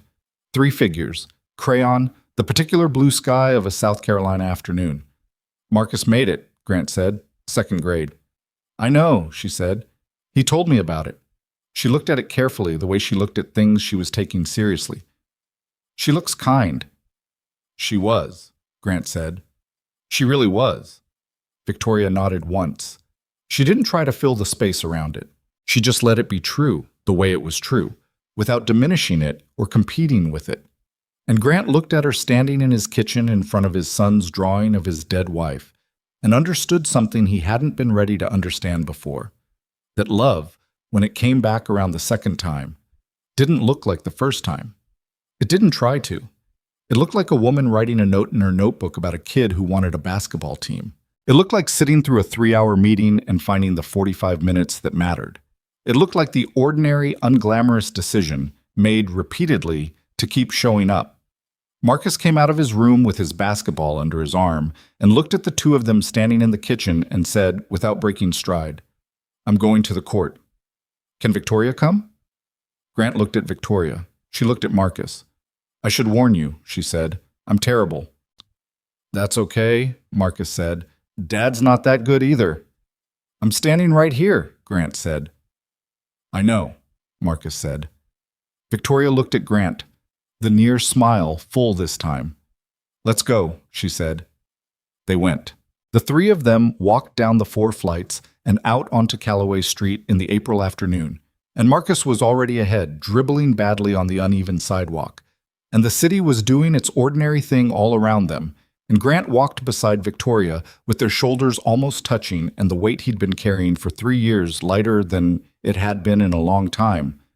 Not gone, not replaced, just distributed differently, across more people, the way weight is meant to be carried when you stop trying to do it alone. Conrad Hale was sentenced on a Tuesday in late September, 14 months after the night outside the Meridian Grand. Grant didn't go to the courthouse. He'd given his testimony 3 months earlier in a federal proceeding that lasted 2 days and that he'd prepared for with the same methodical attention he'd given everything else in the past year. And when the lawyers had finished with him and he'd walked out of the building into ordinary afternoon sunlight, he'd felt not triumph, but a quiet finality, the closing of a parenthesis that had opened on a wet November sidewalk and had stayed open at the back of everything, through all the months of work and change and gradual reconstruction that followed. Reyes called him at 11:47 in the morning. Grant was in Eastwick, sitting in on a reading session at Adrian's program, and he stepped outside to take the call with the smell of chalk and old paperback books still on him. 18 years, Reyes said. Federal. Conspiracy to commit kidnapping, witness intimidation, racketeering on the financial side. A pause. Marsh got 4 years, cooperating witness reduction. The others took plea deals months ago. How did Hale take it? Quietly, which surprised everyone. A longer pause. His attorney made a statement outside, said the verdict reflected a pattern of bias against successful businessmen who challenge corporate consolidation, or something to that effect. Of course he did. Of course. Reyes's voice carried the particular dryness of a man who had heard every possible variation of this argument over the course of a 30-year career. It's done, Mr. Holloway. Grant leaned against the brick wall outside Adrienne's storefront. Down the block, 2 kids were arguing cheerfully about something involving a scooter. A woman walked past with grocery bags, nodding at him the way neighbors nod when they've seen you enough times to recognize you, but not enough to know your name yet. He'd been coming to this block 3 mornings a week for over a year. A few more weeks and she'd probably know his name. Thank you, Grant said, for everything you did. You did the hard part, Reyes said. I just put handcuffs on people. That's an undersell. Maybe a little. Something that might have been a smile in his voice, then the familiar composure reasserting itself. Take care of yourself, Mr. Holloway, and that boy of yours. Always, Grant said. He put the phone in his pocket and stayed outside for a moment, longer than he needed to, letting the morning sit around him. 18 years. A number that represented someone's accounting of what the damage was worth. It would never feel like enough. And it would never feel like nothing. And the truth was that the sentence mattered less than the fact that it was done, that the machinery had run its course and arrived at its conclusion, and that the space it had occupied in the back of his mind could now be given to something else. He went back inside and sat down next to a 7-year-old named Deshawn, who was reading a picture book with the slow, sounding-out effort of someone building a skill brick by brick, and who looked up at Grant with the specific expression of a kid who wanted an audience for something and said, I got the hard page. Grant looked at the page. It was a page with the word neighborhood on it, which was objectively a difficult word for a 7-year-old. That's a tough one, he said. I got it, though. Show me. Deshawn read it, slowly, working through it syllable by syllable with the concentration of someone diffusing something delicate. Nay, bore, hood, then together, neighborhood. He looked at Grant. You got it, Grant said. Deshawn went back to his book with the quiet satisfaction of someone who had just done something that had cost them real effort. Grant watched him for a moment. The bent head, the careful finger tracing the line, the world of the room reduced to the immediate task, and felt something he'd started to feel more consistently over the past year. Not happiness exactly, which was too simple a word and too fixed a state. Something more like rightness. The sense of being in the correct place doing a thing that was connected, meaningfully to other things. He thought, this is what Dre meant. No endpoint, just the work. Should I Pete? The wedding was in October, a year and 2 weeks after the sentencing. They had argued about the size of it, which was to say, Victoria had a clear picture of what she wanted, and Grant had no picture whatsoever, and the process of reconciling those two positions had been the most complex negotiation either of them had undertaken in a relationship that had included some legitimately complex negotiations. Victoria wanted the people who mattered. Grant wanted small. These turned out to be compatible desires once they stopped treating them as competing ones. In the end, there were 63 people. They held it on a Saturday afternoon at a venue that was not a hotel ballroom or a rooftop garden or a private club. It was a renovated community space in the Eastwick neighborhood that Adrienne had quietly suggested, and that both Grant and Victoria had recognized the moment they walked through the door as exactly right. It had good light through tall windows and a floor that had seen decades of use and the particular warmth of a place that had been a gathering space for a long time and had absorbed all of it. Adrienne had organized the flowers, which she'd done with the same quiet determination she organized everything, sourcing them from a florist 2 blocks away who'd been a single mother running the shop for 14 years and whose work was extraordinary and who had never, as far as anyone could tell, been hired by anyone with money before. The flowers were wildly beautiful, which was appropriate. Nora Castillo cried from the moment the ceremony began, which she denied and which was documented by 3 separate photographs. James Okafor wore a suit that he'd clearly had for a long time and that still fit him perfectly, which said everything about the man. Dre Watson brought his wife and his 2 daughters and his youngest, who was 4, and who spent most of the ceremony examining the floor tiles with scientific intensity. Lily was a flower girl. She was 9 now, and she had Victoria's precision and her own specific chaos, and she walked down the aisle with the flower basket held at an angle that scattered petals in a pattern that defied any predictable geometry, and she looked proud of it, which was correct. She and Marcus had been finding each other for the better part of a year, cautiously at first, in the way of kids who are not sure what they're supposed to be to each other and don't want to do it wrong. And then with growing ease, the ease of 2 kids who had both been, in different ways, the only child of a parent carrying something heavy, and who recognized that quality in each other without quite having words for it. Marcus was 15 now. He stood beside Grant at the front of the room as something between a best man and a son, because he was both, functionally, and no one had felt the need to resolve the terminology. He was wearing a suit for only the 2nd time in his life, and he'd knotted his own tie that morning with 3 attempts, and the concentrated effort of someone learning a skill he would need and did not yet have, and the final knot was slightly off-center, which he'd decided to accept as a character choice. He stood beside his father and looked out at the room and said quietly from the side of his mouth, "There's a lot of people." 63, Grant said. "That's not small. It's smaller than it could have been." "That's kind of our whole thing, isn't it?" Marcus said. "Everything is smaller than it could have been." Grant looked at his son, at the suit and the slightly off-center tie, and the face that was still his mother's face, but had started to find its own version of it in the past year, the jaw sharpening, the bearing shifting, some essential Holloway quality beginning to assert itself through the surface. He was going to be taller than Grant. He was already surprisingly close. "Yeah," Grant said. "I think that's kind of our thing." Victoria came through the door at the far end of the room, and the people in the chairs turned, and Grant looked at her and felt something simple and clean in the middle of his chest. Not the complicated thing he'd been feeling in the months of proximity and building and gradual admission, but something that had resolved into a quieter, more certain form. She was wearing something the color of winter light. Not white, not quite cream, something in between.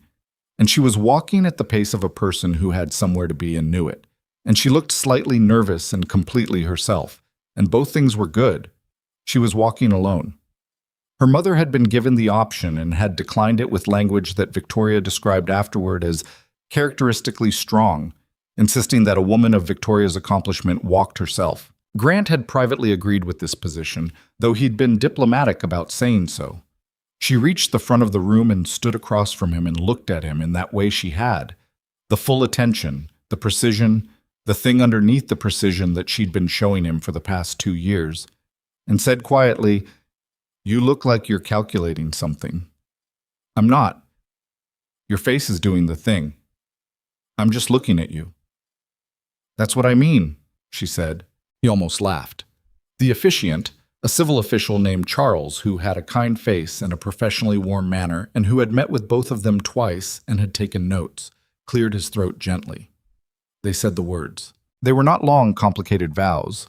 Victoria had written hers with the same precision she brought to everything, short and specific and true, and Grant had written his with considerable more effort and considerably fewer words, because finding the right words for the things he actually meant had always cost him more than finding the actions for them. But they were his words, and they were honest, and they were enough. When it was done and Charles said the words that made it official and real, Marcus made a sound beside Grant that was not quite a laugh and not quite a cheer and was something more complex than either, the sound of a 15-year-old processing a significant event through a filter of love and relief and a residual shyness about expressing either of those things directly in a room full of people. Lily, on Victoria's side, grabbed Victoria's hand with both of hers in the specific grip of a 9-year-old staking a claim, and Victoria bent and kissed the top of her head and said something too quiet to carry, and Lily looked satisfied in the way of someone whose important requirement has been met. Grant looked at Victoria, and she looked at him, and they were married, which was a word that contained a great deal, and which he'd been certain, for a long time, was a word that was permanently behind him. He had been wrong about that. He was glad to have been wrong. The reception was loud and warm and went longer than planned, which was how good gatherings ended up. Gloria Reese danced with James Okafor, which was a development no one had predicted and everyone appreciated. Dre Watson's 4-year-old fell asleep under a table and no one had the heart to move her. Nora Castillo gave a toast that had been written in advance and then thrown away and delivered entirely off the cuff, which was the version that made everyone laugh and then go quiet in the good way. Marcus danced once with Lily in the specific manner of a 15-year-old doing something deeply uncool in service of a 9-year-old's happiness, which is its own form of character.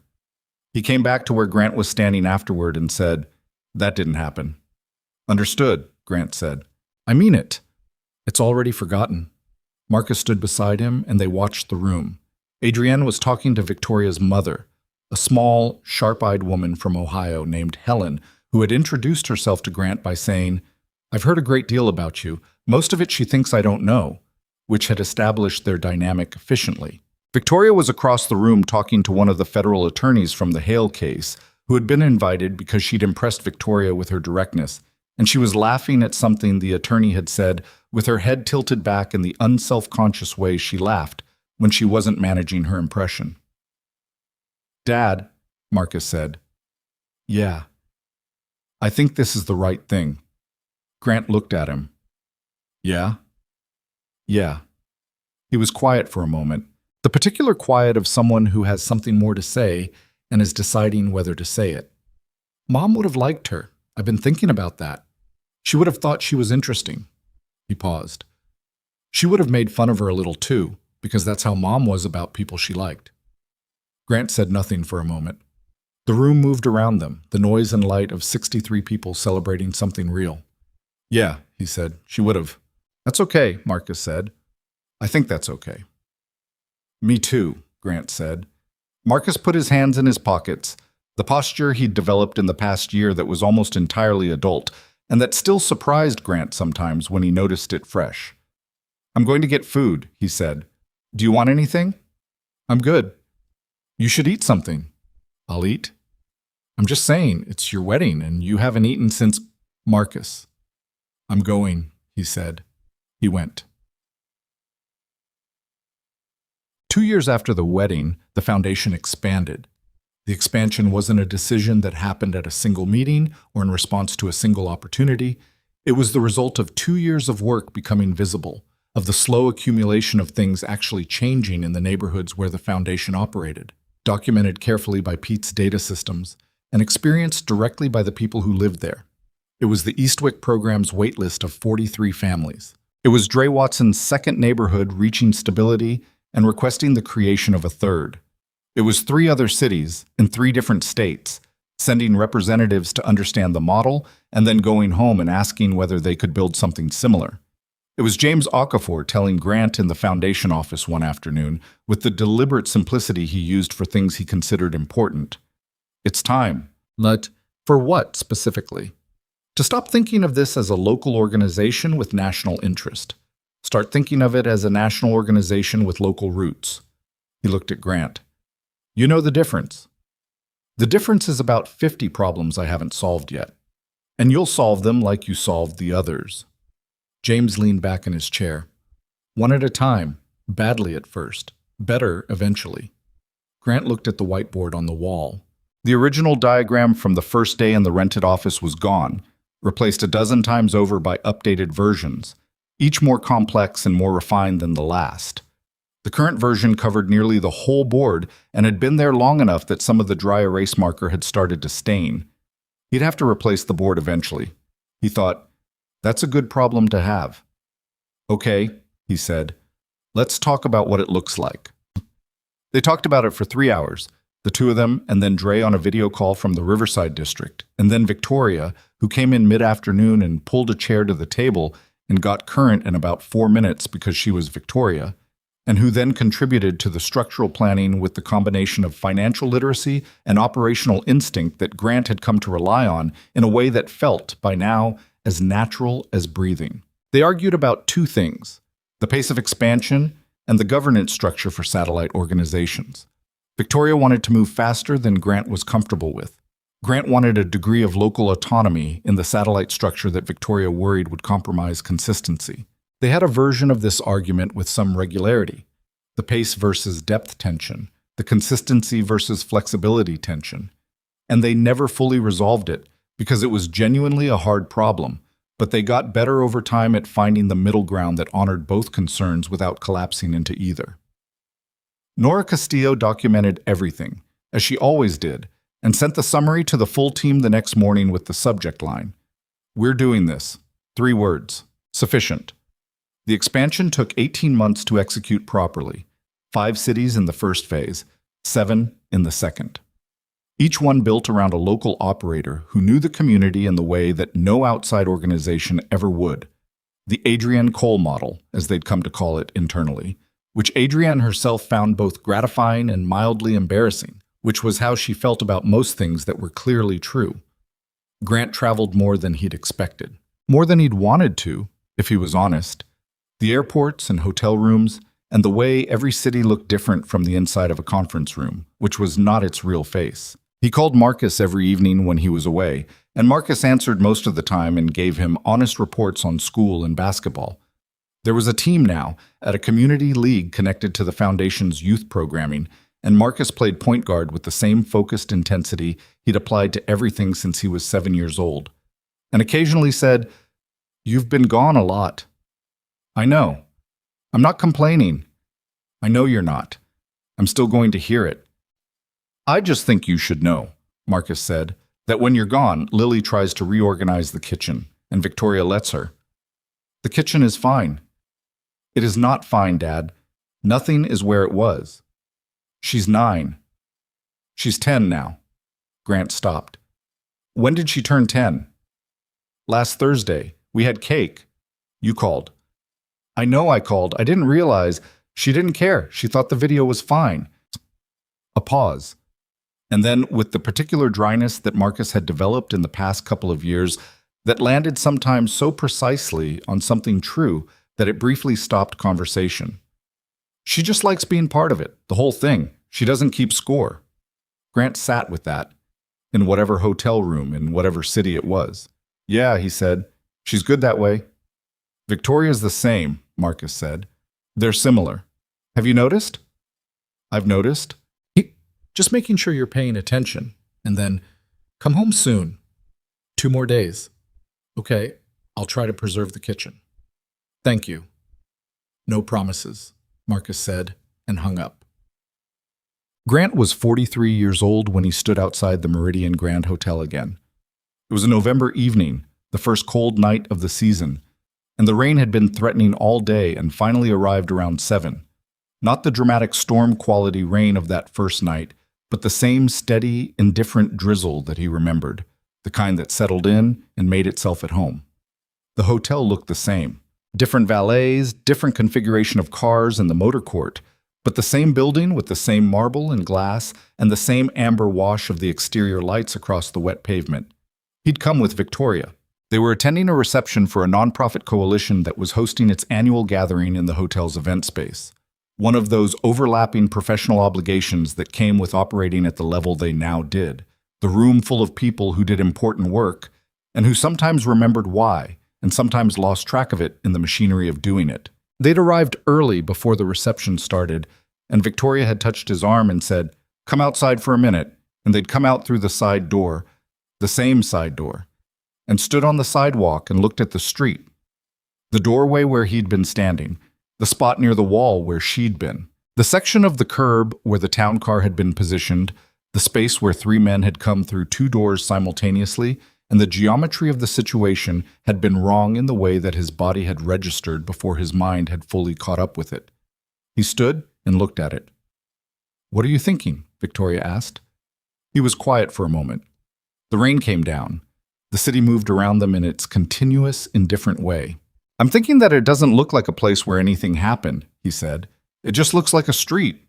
Most places do." "Yeah." He looked at the doorway where he'd been standing. 3 years ago, he'd been holding a thermos of black coffee and thinking about whether Marcus had taken his allergy medication. He'd been a man trying to be invisible in his own life. Not out of cowardice, he'd never thought of it that way, but out of the sincere belief that the right thing to do was to make himself small enough to fit into the shape of what Marcus needed, which was a father who was present and consistent and who did not introduce risk or disruption or the complications of a bigger life into the careful, ordinary life he was trying to build. He'd been wrong about that too. Not about Marcus needing him present, not about the importance of consistency, but about the size of the life, about whether smallness was actually protection or whether it was, in the end, just a different kind of absence, the kind that leaves a man watching the street from under an overhang and waiting for a shift to end. "I almost didn't act," he said. Victoria looked at him. "What?" "That night. There was a moment, short, maybe half a second, where I saw what was happening and I was aware that it wasn't my job, that I was a security guard, not a cop, not active duty, that the right thing, technically, was to call 911 and stay back." He paused. "I almost did that." She was looking at him in a way that meant she was listening completely, not forming a response, just receiving what he was saying. He valued this about her. He'd always valued it. "What changed it?" she asked. "I put the thermos down." He almost smiled. "That's all. I put the thermos down and I was already moving, and after that the decision was made. It's stupid, as a story. It doesn't have a big moment of moral clarity or whatever. I just put a thermos down on a concrete overhang and started walking." "That's not stupid," she said. "That's exactly how things actually happen." He looked at the street. "I think about Marcus a lot when I think about that night. Not Marcus as he was then. Marcus as he'll be later. When he's an adult and he has his own complicated life and he's trying to figure out what kind of person he wants to be, what he'll think about the way I've lived." He paused. "I used to think the best thing I could give him was safety, a small, safe life where nothing went wrong. And now? Now I think the best thing is to show him that when you have something to offer, whatever it is, training, time, resources, you give it. You don't hold it in reserve trying to protect yourself from the cost of using it." He looked at her. "Because the cost of not using it is higher. You just pay it differently." Victoria was quiet for a moment. Rain on the pavement, the city around them. "I've been thinking about what my company was before all of this," she said. "What I was building, 4,000 employees who depended on it, and I was proud of that. I still am. But I was building it entirely inside a circle of people who already had options, and I called that success." She paused. "It was success, and it was also not enough." "The foundation is not enough either," he said. "We know that." "We know that," she agreed. "We do it anyway." "Yeah. Because the alternative is putting the thermos back and watching from the overhang. Basically." She took his hand.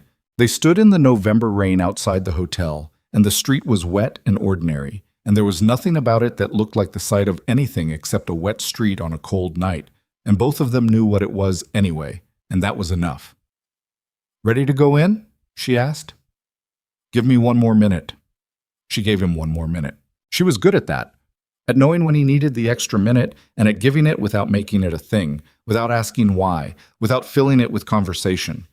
He told her once that this was rare in a person, and she'd said, "I learned it from watching you do it for other people," which was one of the truest things anyone had ever said to him about himself, and which he'd thought about many times since. He stood in the rain and looked at the street and let himself feel the full weight of what the past 3 years had been.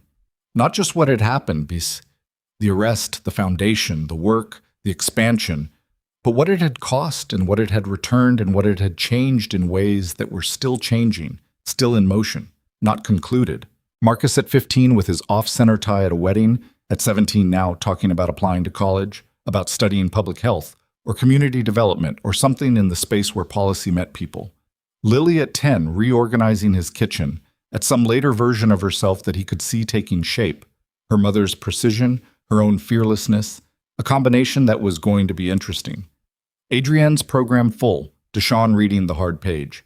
Dre's third neighborhood, James Okafor's steady 31-year firefighter hands on the foundation's work, making it real. And the people he couldn't see, the ones he'd never meet. The kids who'd come to after-school programs that existed because the foundation had existed because a side door had opened at the right moment and a man with a thermos had put it down. He thought, you never know what the thread connects to. You never know how far the decision travels. He thought, this is what Marcus's teacher meant. The most dangerous thing is nothing, not because action is always right.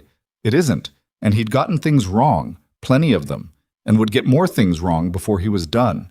But because the reflex toward inaction, toward self-protection, toward staying behind the rope and watching from the overhang, that reflex was what most lives defaulted to. And the places where it didn't were the places where things actually changed. He thought about Sarah. He thought about her the way he always thought about her now. Not with the sharp, breathtaking grief of the first years, but with something quieter and more settled. The love that doesn't expire. That becomes over time not a wound, but a part of the structure. She would have had opinions about all of this. She would have been right about most of them, and wrong about some of them, and funny about all of it, and he would have been better for every bit of it. He carried that. He thought, I have tried to live in a way she would have recognized. I have not always managed it. I have managed it enough. He reached into his pocket and felt the wedding ring there. Sarah's ring, the one that had moved from his finger to his pocket, not gone, but not on his hand where it had been. A distinction that had taken him a long time to find and that felt, finally, right. He held it for a moment in his closed hand. Then he put it back in his pocket and turned to Victoria and said, Okay? Okay, she said. Ready to go in. She looked at him. The full attention, the precision and the warmth and the imperfect, honest, difficult, willing person underneath both. You sure you're all right? Yeah, he said. I really am. They went inside. The life they built did not look like what either of them had expected a life to look like. It was louder than Grant's previous life and more complicated than Victoria's. And it had the particular texture of a thing built from two different directions meeting in the middle. Not seamlessly, not without adjustment, but solidly, with the solidity that comes from the building being real rather than performed. Marcus applied to 3 colleges in the end and got into 2 and chose the one that had a strong public health program and was, not coincidentally, close enough to come home easily. He left in August and his room was clean for the first time in years, which Grant found unexpectedly difficult and which he did not say out loud except once to Victoria, who said, I know, and put her hand on his back, which was the right response and the only one needed. Lily grew into herself in the way of kids who were always going to, with momentum and specificity, taking the qualities she'd been born with and adding the one she was building. She was competitive and funny and had a gift for organization that she'd been inflicting on the household for years, and that was starting to look, in certain lights, less like a personality quirk and more like a genuine skill. She and Marcus had found, over 4 years, the specific sibling dynamic that hadn't been assigned to them at birth, but that they'd built themselves. Occasional irritation, reliable loyalty, a shorthand that Grant had stopped being able to fully follow about 2 years in. He considered this a success. The foundation reached 32 cities in the 7th year of operation. Grant stopped counting at some point and started focusing on the cities they were in rather than the number, because the number was a measure of reach, and reach was not the same as depth, and depth was the thing. James Okafor had retired from the foundation's board at 68 and remained on it as an advisor, and at his retirement dinner, which was held at Adrienne's converted storefront, which had expanded twice and now occupied 3 storefronts in a row, James gave a speech of exactly 2 minutes and 40 seconds that said, among other things, the work doesn't end. But you can look around the room and tell whether it's working. Look around. They looked around. Adrienne, who had stopped asking whether the foundation was going to last and started asking what it was going to do next. Dre, whose youngest was starting college and who had used the foundation's model as the basis for his doctoral research, which Grant found both flattering and mildly unnerving. Nora, who had raised more money than anyone had thought was raisable, and who still texted the team in 3-word subject lines. Pete, who had built a data infrastructure that 3 other national nonprofits had licensed, and whose model of outcome measurement was now being taught at 2 public policy schools. And all the people those people represented. The Eastwick kids, the Riverside District families, the neighborhood networks in 32 cities where the slow work of showing up consistently had done what slow work does when it's sustained. It had changed what was possible. It was not finished. It was not going to be finished. Grant understood this the way he'd come to understand a lot of things. Not as a discouragement, but as the actual shape of the work, the honest description of what it was. You didn't finish communities. You didn't solve neighborhoods the way you solved an equation. You built structures and relationships and practices that gave people more tools than they'd had before, and then those people used those tools in ways you hadn't anticipated. And the results were imperfect and real and better than nothing by a wide margin. Better than the thermos stain in the hand. On an evening in November, the 7th anniversary of the night that had started everything, Grant came home to the house they'd bought in the 3rd year of their marriage. Not the apartment on Callaway Street, which he'd given up with more reluctance than he'd admitted at the time, but a house in the same neighborhood, because the neighborhood was his and he wasn't interested in leaving it, and found Victoria at the kitchen table with the lights on against the early dark, and a cup of tea and her actual physical book, the one she was currently rotating through in the system that still made no complete sense to him. She looked up when he came in. "Hi," she said. "Hi." He put his bag down, looked at the kitchen. The counter that was not cracked, they'd replaced it in the 2nd year, but which had its own small marks and wear patterns accumulating already, the new version of familiar. The refrigerator with Lily's drawings on it, multiple now, layered over years the way Marcus's single drawing had been layered with time. He'd moved it. He'd kept it. It was in the hallway now, in a frame he'd bought at the hardware store, and it was the first thing he saw every morning when he came out of the bedroom and the last thing he saw at night going in. "How was the meeting?" Victoria asked. "Long. Good." He sat across from her. "Cleveland wants to expand their model into the school system. The principal has been building toward it for 2 years. That's the woman Dre mentioned. Yeah, she's serious, real coalition behind her." He looked at the table. "I think we should go out there." "Together?" "If you can." She looked at her calendar on her phone, made a face that meant she was moving something she shouldn't have to move. Made a note. "Next week, Thursday." "Thank you." "Stop thanking me for doing my own work." "Okay." She went back to her book. He sat at the table and didn't move for a moment. Just let the evening settle around him the way evenings did. The house quiet in the good way, the particular fullness of a space where people lived and came back to. He heard music faintly from Lily's room upstairs, something she was learning on the guitar that she'd been playing for 8 months with more enthusiasm than precision. He thought about calling Marcus, decided he'd call tomorrow.